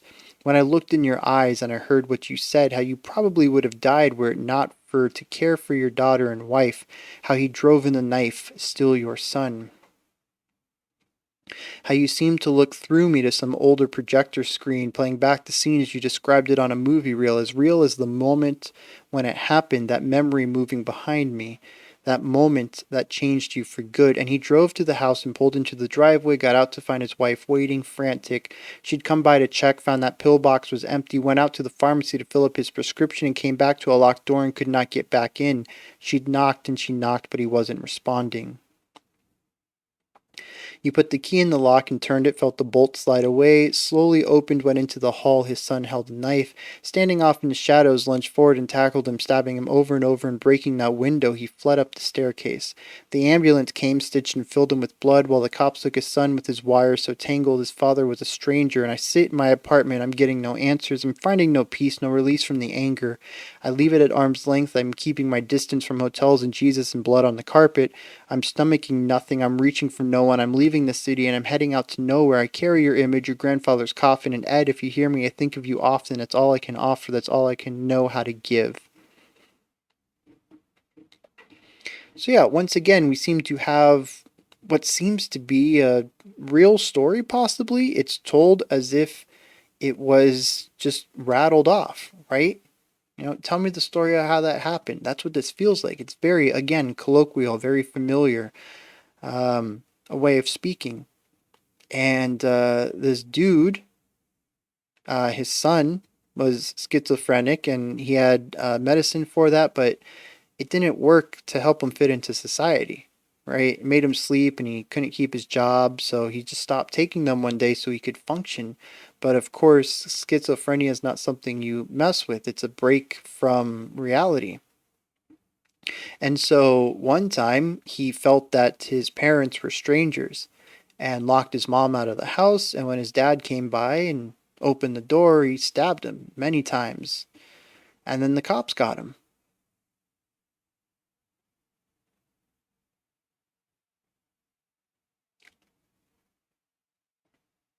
And once again, we just have another story, another grim story in this city, I'm assuming. He says, and I sit in my apartment. I'm getting no answers. I'm finding no peace, no release from the anger. The anger. And I think that's what I feel a lot here. There's passion, there's desperation, but there's also a lot of anger in these stories where I think a lot of this could be avoided if these people were just given the resources to survive much easier. It says, I'm keeping my distance from hotels, Jesus, and blood on the carpet. I'm stomaching nothing and I'm reaching for no one. Basically, I'm too numb to deal with any of this. I'm too angry to continue to doom scroll. I can't deal with any of this anymore. So I'm leaving the city. It says, Ed, if you hear me, I'm thinking of you. It's all I know how to offer. It's my thoughts. Once again, a real big ending to that, I think. We see an interesting part here where this idea of leaving comes up often. And I said, I don't know if this narrator is the same narrator for every single track here. We could be looking at a lot of narrators, with the only consistency being the 3, possibly 4 songs from the letter. But we have at least 2, if not 3 people who plan on leaving the city. It's the only escape that they can see from the mundanity and survival necessity of living. The only way to have a more comfortable life is to get out. We move on to the track I See Everything. Like any morning of my junior year, I stumble in the classroom late, but this day I see faces. I feel an air like a funeral, like a wake. As I sit down, my teacher speaking somewhat somberly, but still confident and calm. Part eulogy, her speech, and part poem, part celebration song, her warmth and smile. She passes photocopies out to all of us, entries from a journal, kept so long ago. She starts to read, and suddenly it's 1980. Interesting. So we're in the mind of another person, which actually just kind of solidifies my idea that maybe all of the eyes in this album are not the same person, but they're all going through similar incidents in this town. And if that is true, definitely an album that I think should be a wake up call to anybody living in this area, assuming that most of this is real or at least based on real events, that this city needs some social reconstruction. March 5th, the cancer is furious, but our sun is resilient. We have all the faith we get through this no matter what the end. Treatments are violent, but he keeps on smiling. It's amazing finding joy in the little things. April 12th, Andrew's appetite improved, and we thank God every day, but still it's hard sometimes to see him in that scarecrow frame. July 9th, there's a suffering when I look in his eyes. He's been through so much. We've all been through so much, but what incredible resolve our little boy shows. Only 7, standing face to face with death. He said it's easy to find people who have suffered worse than him, like Jesus suffered worse than anyone, he told me last night when God abandoned him. Jeez. September 20th, we've been playing in the yard lately and spirits are high, although his blood counts aren't. October 14th, he feels tired all the time. November 30th, at the hospital again. It feels like home when we're here. December 8th, he's getting worse. January 19th, we buried our son today, our youngest son, and while his death was ugly, we must not let it scare us from God. Abundant grace has restored him a brand new body and set him free from the torture, finally rid of the cancer. Before the moment he left, he briefly wrestled from death, opening his eyes and said, I see everything. And I'll never forget it, the peace and the comfort you display through a pain that I can only imagine, the loss of a child to the torture of cancer. Help me, because I can only imagine how you recovered, kept your faith, and held the brightness of life inside the smile of a child you had to bury. And I'll never forget him or your steadfast faith, and I'll never forget you. Now 6 or 7 years later, I'm devoid of all faith. I'm empty of comfort, I'm weary of waiting, though I felt nowhere what you have, I see nothing at all. My eyes are closed.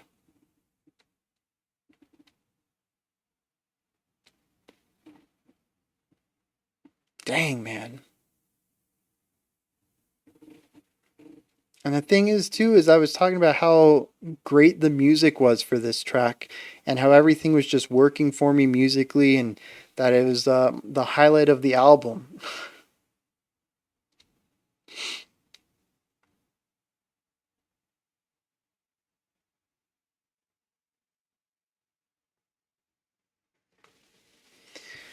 I will say, though, at least on this one, it does not seem that these people are burdened by circumstance of location.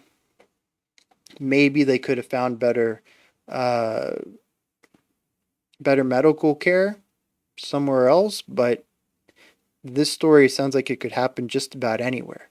Whereas everything else seems to be stuck inside a sort of a specific kind of city that just doesn't have the help it needs. All right, let's wrap this up. We have a broken jar coming up, and if I have nothing to say after that, we're just going to run the album out. Otherwise, it's a 2-minute, I'm going to assume, introspective track that I might have some stuff I want to talk about. Let's go.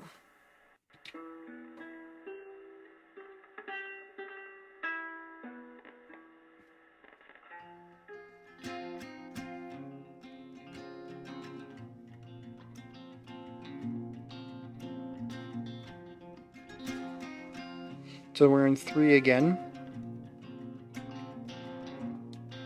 So here goes, one last letter now. One last attempt to make sense. Oh, we got the Glockenspiel back. I'm not sure anymore. What have I been trying to accomplish? It's a mystery, I guess. Self-made secrecy. Things get cloudy and now all these stories and the struggle as an undercurrent both get blurry by the minute. Both get blurrier. So which See, and this is another instance of that divide between the vocal style and the music style. has there ever been a difference between them at all? I don't know. I don't know.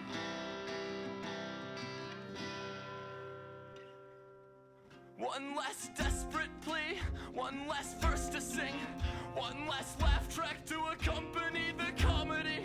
Have I been losing it, completely losing sanity? Or has it been fabricated, fashioned by the worst of me? I know I knocked the table over because I watched the jar break, and I've been trying to repair it every single stupid day. But won't the cracks still show? No matter how well it's assembled, can I ever just decide to let it die and let you go? All my motives and every single narrative below reflects that moment when it broke. And will I never let it go? No matter what, now I am throwing all the shards away, discarding every fragment and fumbling uncertain towards a current call that no one wants to happen, that no one's gonna. Ooh, that slow decrescendo, or retardando.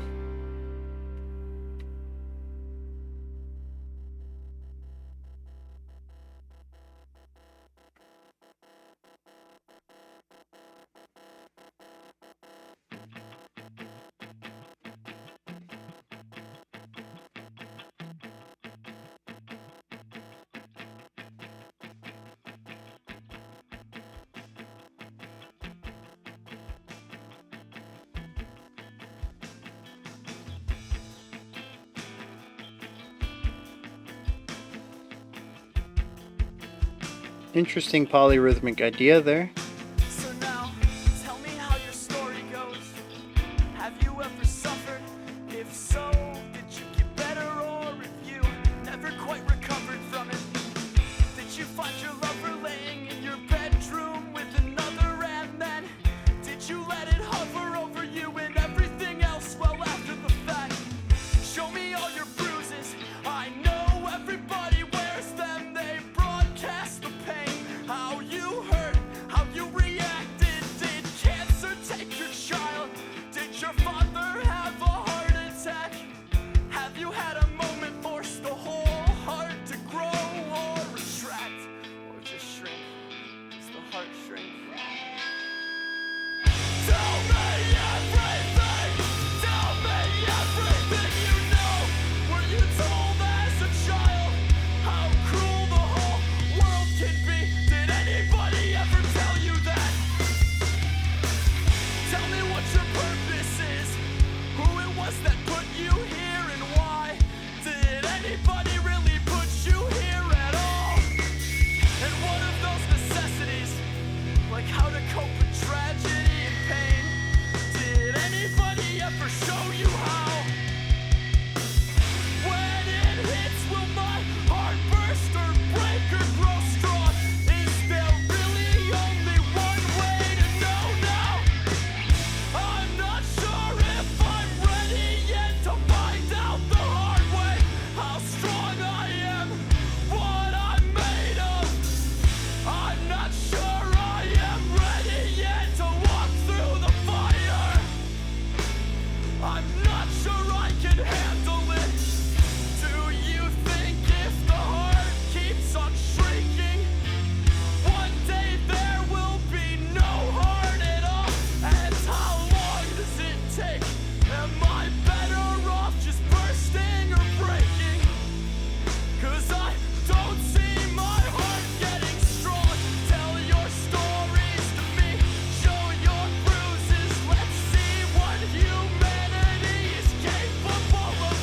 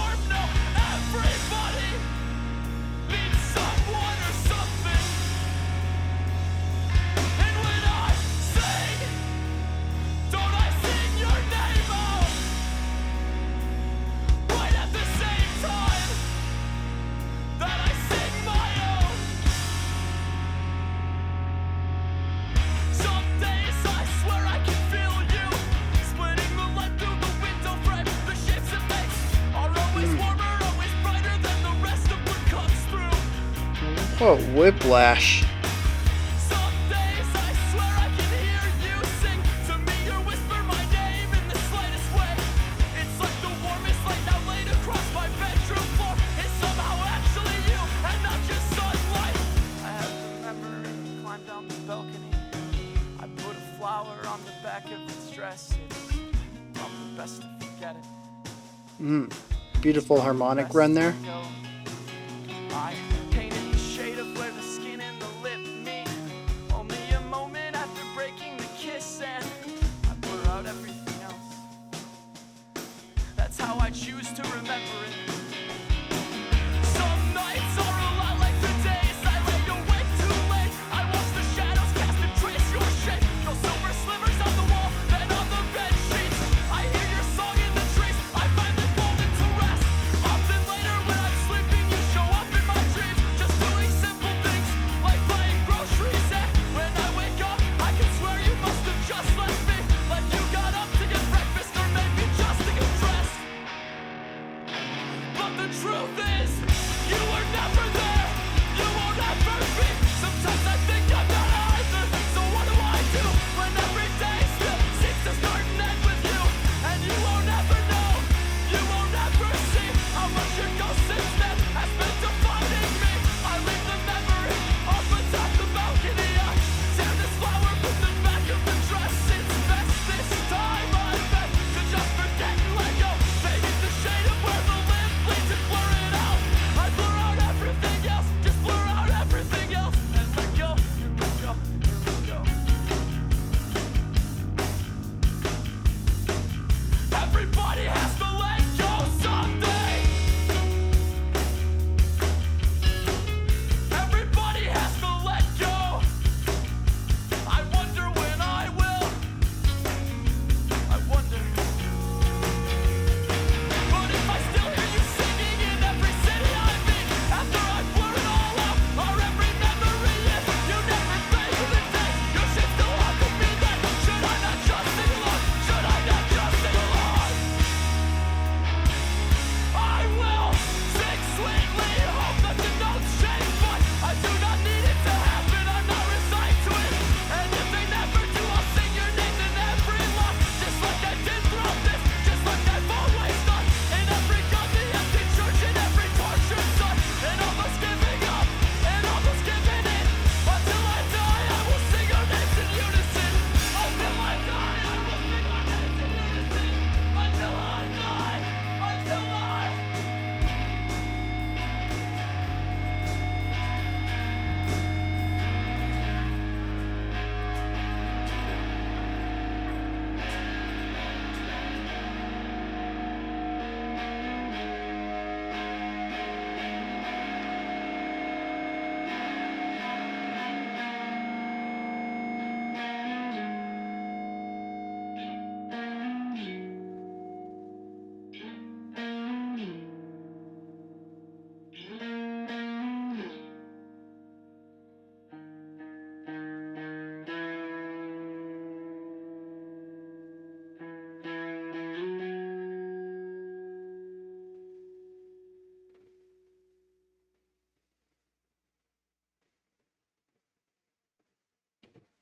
All right.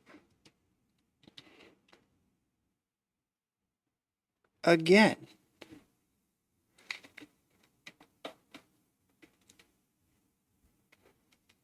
there seems to have been a very concerted effort to bring everything from the album together in both of these final songs, both in a negative light and a positive light. And again, it seems like it was calculated to a point that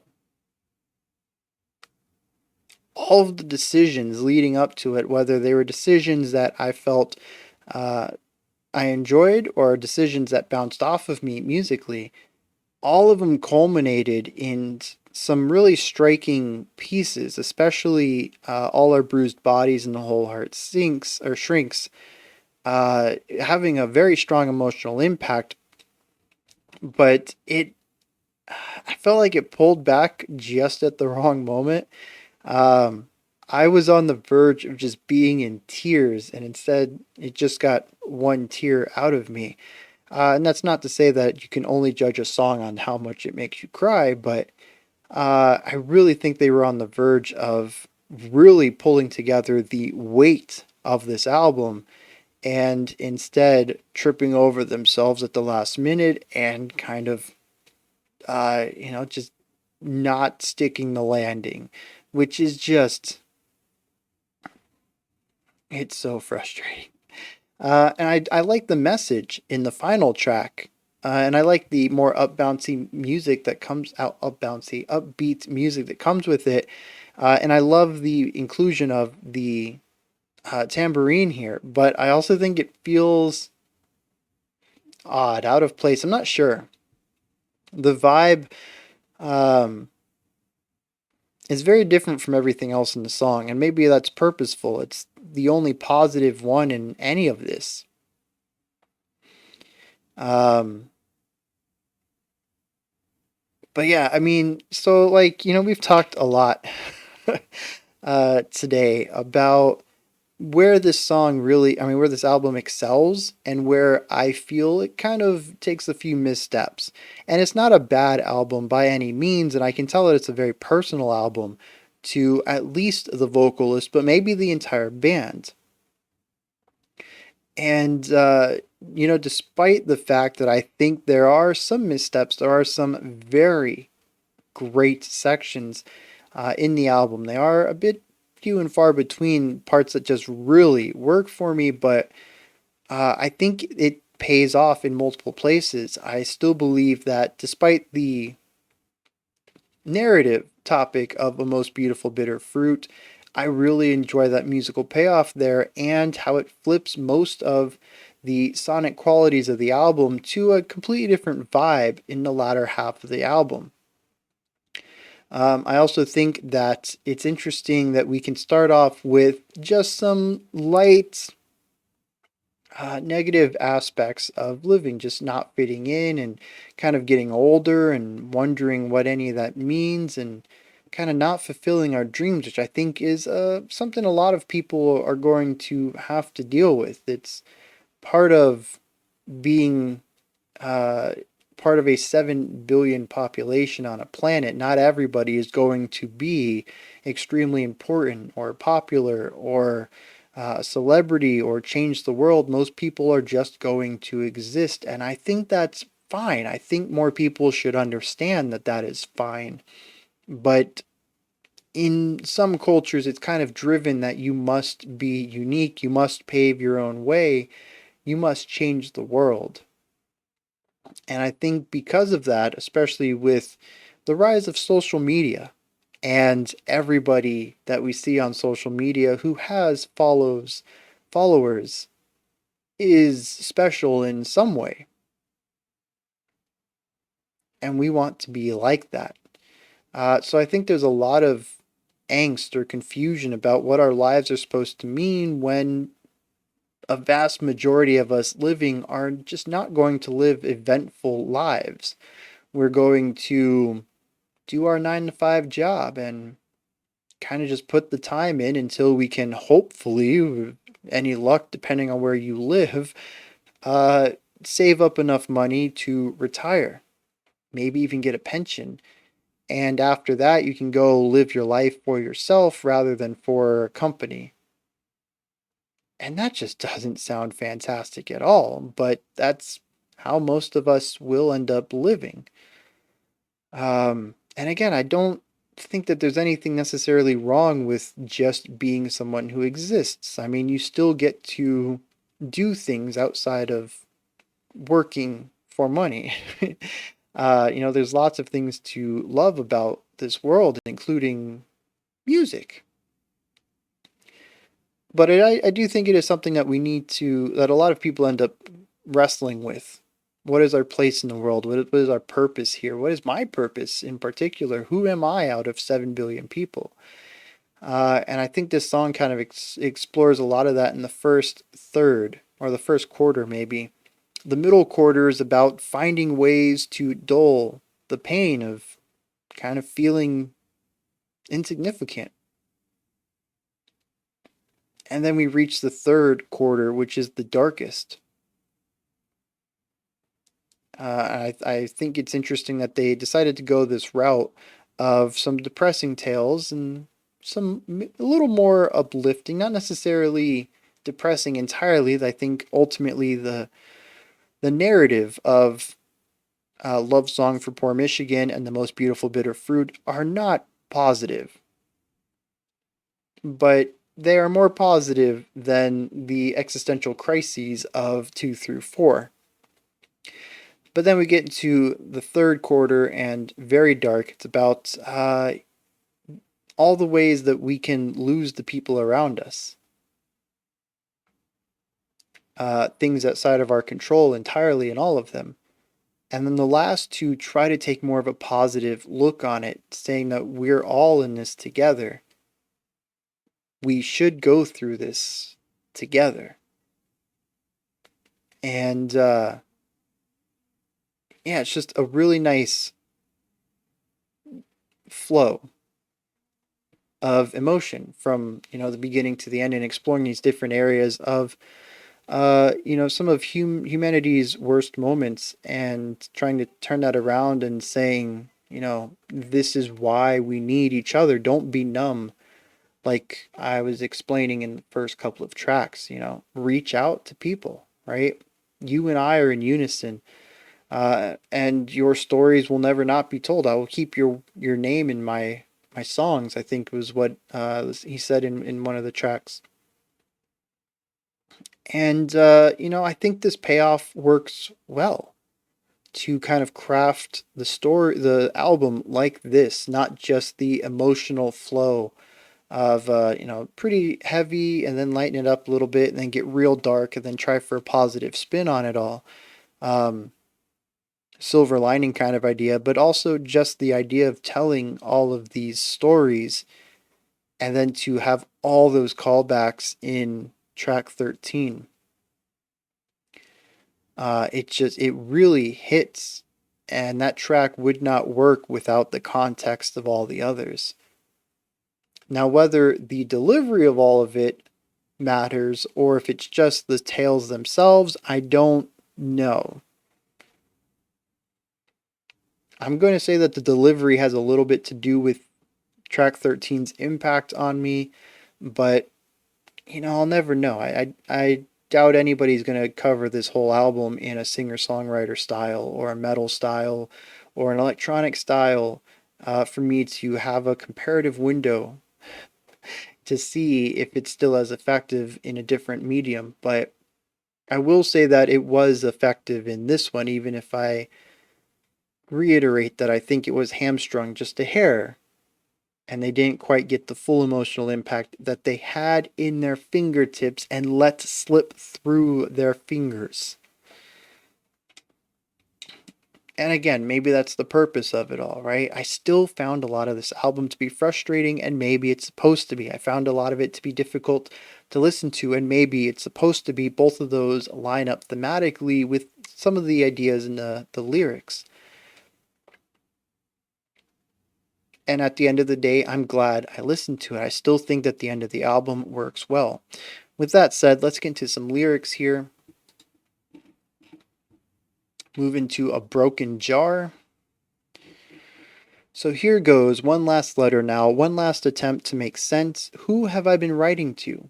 Question asked in the first track. I'm not sure anymore. What have I been trying to accomplish? It's a mystery, I guess, self-made secrecy? Things get cloudy, and now all these stories and the struggle as an undercurrent both get blurry by the minute.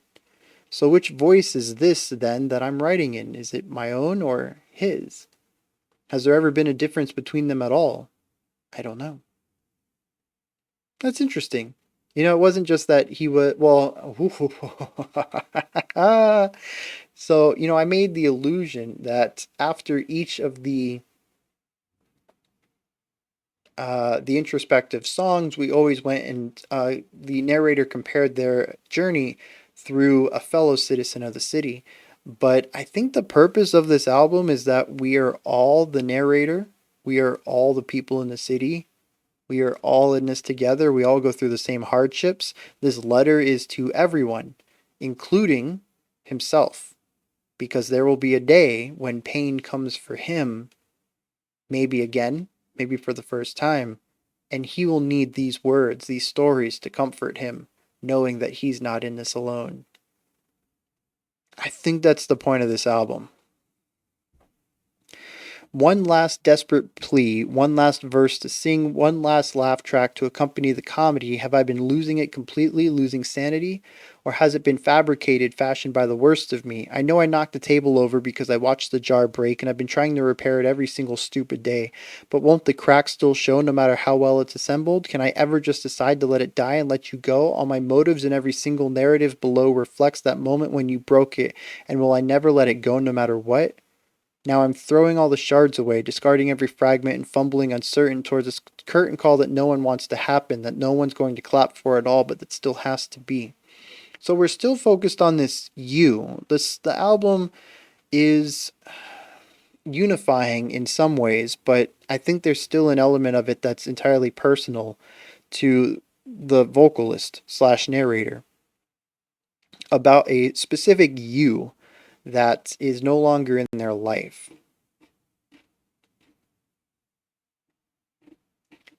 Oh, there's the link. Next track. All our bruised bodies and the whole heart shrinks. So now tell me how your story goes. Have you ever suffered? And if so, did you get better, or have you never quite recovered from it? Did you find your lover laying in your bed with another, and then did you let it hover over you and everything else well after the fact? Show me all your bruises. I know everybody wears them. They broadcast the pain, how you hurt, how you reacted. Did cancer take your child? Did your father have a heart attack? Have you had a moment force the whole heart to grow or retract or just shrink? Does the heart shrink? Tell me everything you know. Were you told as a child how cruel the world could be? Did anybody ever tell you that? Tell me what your purpose is, who it was that put you here and why. Did anybody really put you here at all? And what of those necessities, like how to cope with tragedy and pain? Did anybody ever show you how? When it hits, will my heart burst or break or grow strong? Is there really only one way to know? Yeah, definitely bringing this idea in that, like I said, it's a unifying album. Says no matter what kind of hurt you go through, what kind of pain you endure, that you shouldn't do it alone because others have been right there where you are. You need, and I think there's even a line in the next track that says you can't or you shouldn't go through it alone. And I think that's where he's lining all this up. That people will experience pain, and unfortunately, nobody's really taught how to cope with it because you can't. Like he states, is there really only one way to know how? I'm not sure if I'm ready yet to find out the hard way how strong I am, what I'm made of. I'm not sure I'm ready yet to walk through the fire. I'm not sure I can handle it. Do you think if the heart keeps on shrinking one day, there'll be no heart at all? And how long does it take? Am I just better off bursting or breaking because I don't see my heart getting strong? That's interesting, especially when you take in the concept that the narrator has experienced firsthand or secondhand all of these tragic events. The heart must continue to grow and you must feel for humanity, but it's also really easy to just become numb to it all, like they are at the beginning of the album. To just shut everything off because it's too hard to meet life the way that it is. Tell your stories to me. Show me your bruises. Let's see what humanity is capable of handling. She lost her kid, only 7, to cancer. She answered with faith in her God and carried on. While he was attacked by his son and was stabbed in his stomach and his back and his arms, he showed me scars. 82 years old, told me I still have my daughter and my wife, and I still have my life and my son. Tell me what your worst fears are. I bet they look a lot like mine. Tell me what you think about when you can't fall asleep at night. Tell me what you're struggling. Tell me that you're scared. Tell me that you're terrified of life. Tell me that it's difficult to not think of death. Tell me how you lost, how he left, how she left, how you lost everything that you had. Tell me it ain't ever coming back. Tell me about God and love. Tell me that it's all about the above. Say you think of everything in fear. I bet you're not the only one who does. Everyone in the world comes at some point to suffering. I wonder when I will. I wonder, everyone is out searching for someone or something. Everyone in the world comes at some point to suffering. Everyone is out searching for someone or something. I wonder what I'll find.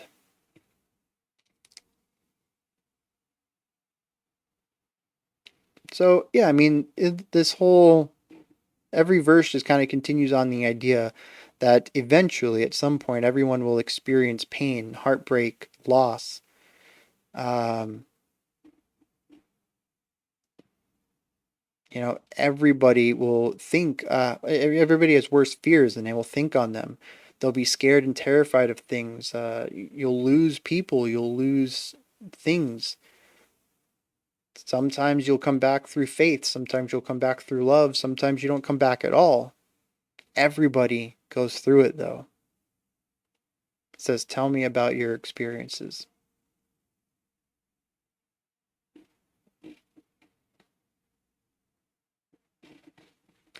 We end this album with You and I in Unison. The last song he finished saying, I wonder what I'll find. The song begins with, what will I find? Some sacred thing to help me handle the tragedy? Or did I have it and lose it? No one should ever have to walk through the fire alone. No one should ever have to brave that storm. Everyone needs someone or something. And when I sing, don't I sing your name out right now at the same time that I sing my own? So yeah, once again, everybody's gone through this. He says, I talk about me having these problems, but don't you also find yourself in here? I've already told you about a way that I've implanted myself into these lyrics. I think they're very relatable to a lot of people. Some days I swear I can feel you splitting the light through the window frame. The shapes it makes are always warmer, always brighter than the rest of what comes through. Some days I swear I can hear you sing to me or whisper my name in the slightest way. It's like the warmest light now laid across my bedroom floor is somehow actually you and not just sunlight. So, just feeling the humanity, right? Everybody coming together to help out with each other's pain. I have the memory climb down the balcony. I put a flower on the back of its dress. It's probably best to forget it. It's probably best to let it go. I paint it the shade of where the skin and the lips meet, only a moment after breaking the kiss, and I blur out everything else. That's how I choose to remember it. So is this about the you that continues to sing about? Because it seems to blur a little bit, where sometimes it seems that he's speaking to us. Wait, are we the you all the time? I don't know. Sometimes it definitely feels like speaking directly to the audience. Other times the you feels like it is somebody he's lost. Still trying to figure out where that line stands. Um, but yeah, there was a moment where they shared a kiss and he blurred everything else out. That's how I choose to remember it. So maybe there was, um, a fight afterwards, or something else that just ruins that moment for him. He blurs it all out. Some nights are a lot like the days. I lay awake too late. I watch the shadows casted trace your shape, those silver slivers on the wall, then on the bed sheets. I hear your songs in the trees. I finally fall into rest. Often later when I'm sleeping, you show up in my dreams, just doing simple things like buying groceries. And when I wake up, I could swear you must have just left me, like you got up to make breakfast or maybe just to get dressed. But the truth is, you were never there. You won't ever be. Sometimes I think I'm not either, so what do I do? When every day still seems to start and end with you, and you won't ever know, you won't ever see how much your ghost till then has been defining me. What? So, all the introspective sections of this is about a made up relationship, a person that he never. I mean, this could line up with some of the ideas from the first and second tracks, but because you remember, everybody that was here left, right? All of his friends left the city, and he couldn't make any connections with anybody here. So maybe it's somebody that he saw, never had the guts to ask out. Maybe he did ask out and was turned down. Maybe it's a completely fabricated person, but either way, this person is hung up over a relationship that never happened. A very weird way to take. I'm telling you, man. I'm gonna finish these lyrics.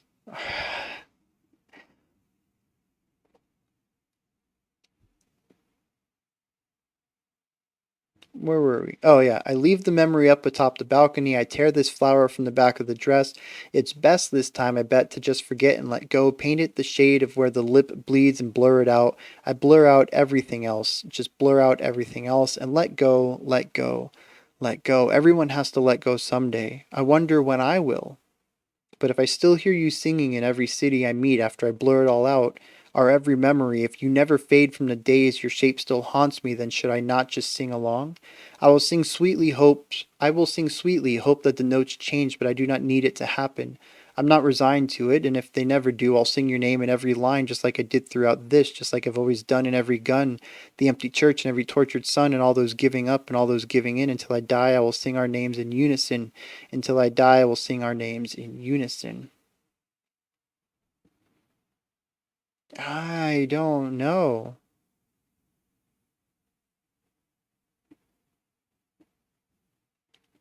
I mean, unless the you is just people he hasn't met, right? It's not so much the idea of a relationship, it's the idea of people's stories, right? Which is kind of weird to wrap it up metaphorically into the idea of a relationship when nothing on this album has been metaphorical at all.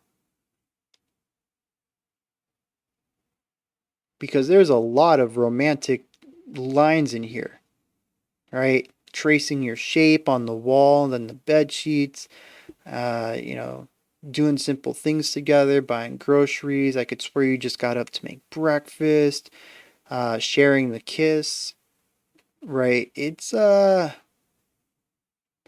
don't know. Because, like, at the end, it says, until I die, I'll sing our names in unison, right?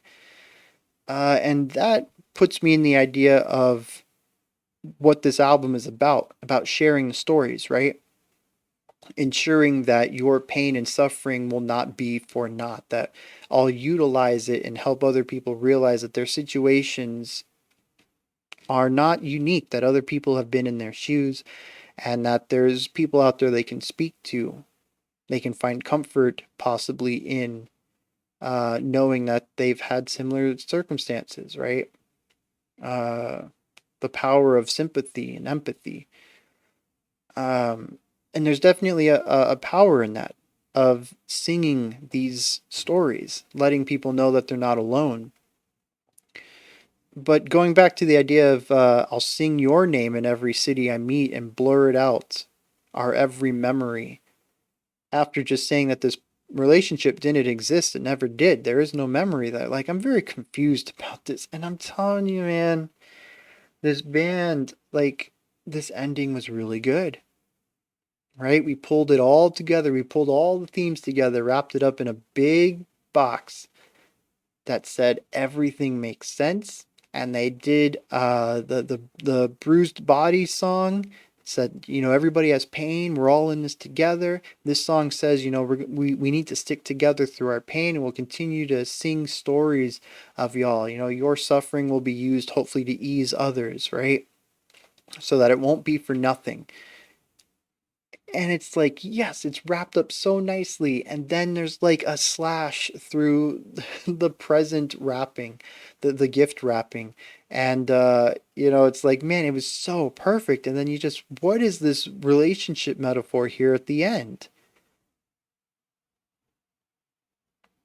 I will sing sweetly hopes that the notes change, but I do not need it to happen. I'm not resigned to it. And if they never do, I'll sing your name in every line, just like I did throughout this, assuming the album or the diary, the journal, whatever you want to call it.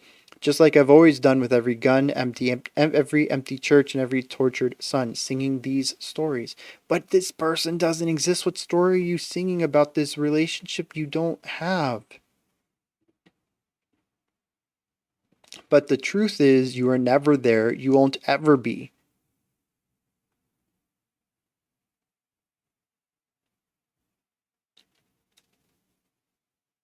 Oh.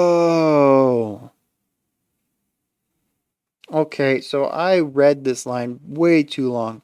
It doesn't say that you were never there in the sense that no part of time ever had you there.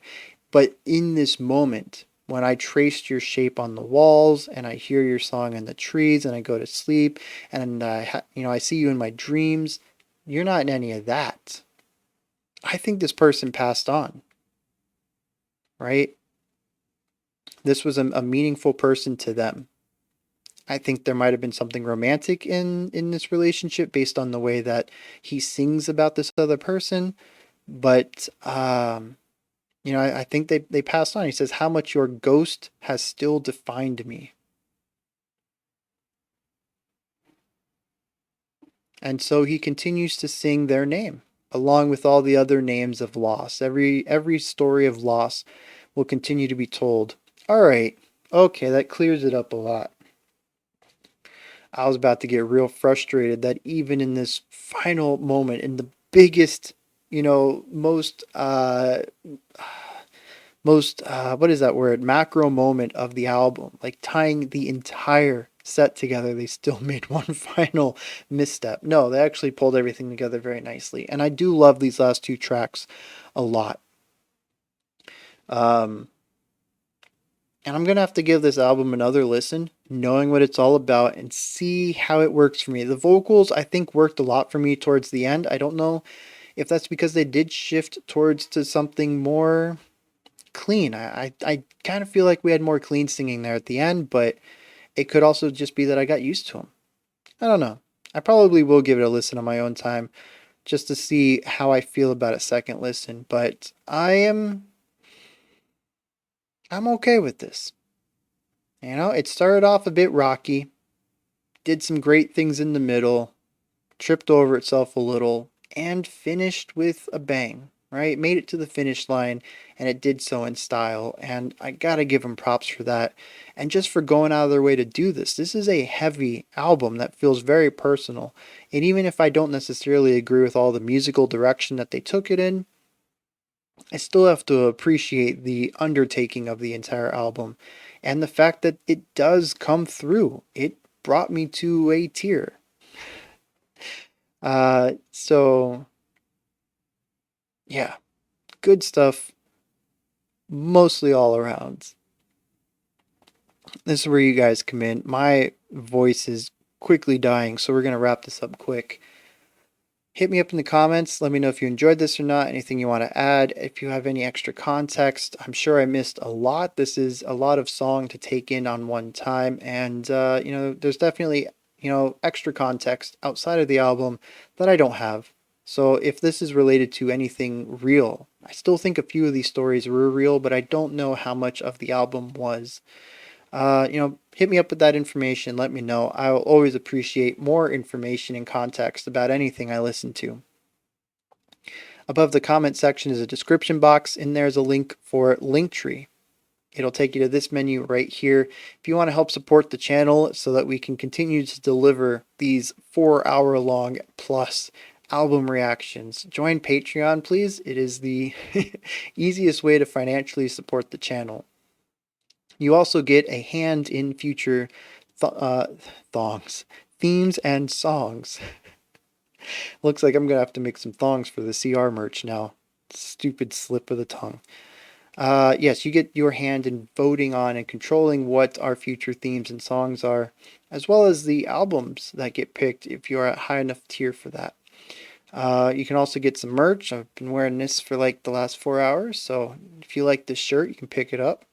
There's also like mugs and stickers. I'm going to stop talking. There's a lot of stuff in there.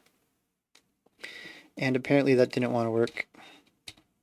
There we go. Like, subscribe, ring the bell. Greatly appreciate all three of those. And that wraps it up for this video. Patrons, if you're still here and you're in the critic or higher tier, I'll see you tomorrow for the for the Patreon live stream. Otherwise, everyone else, I'll see you on Monday for next week's theme. Until next time, remember to be critical, not cynical, of the music you listen to, and have a fantastic morning, afternoon, or evening, whenever you choose to watch my videos.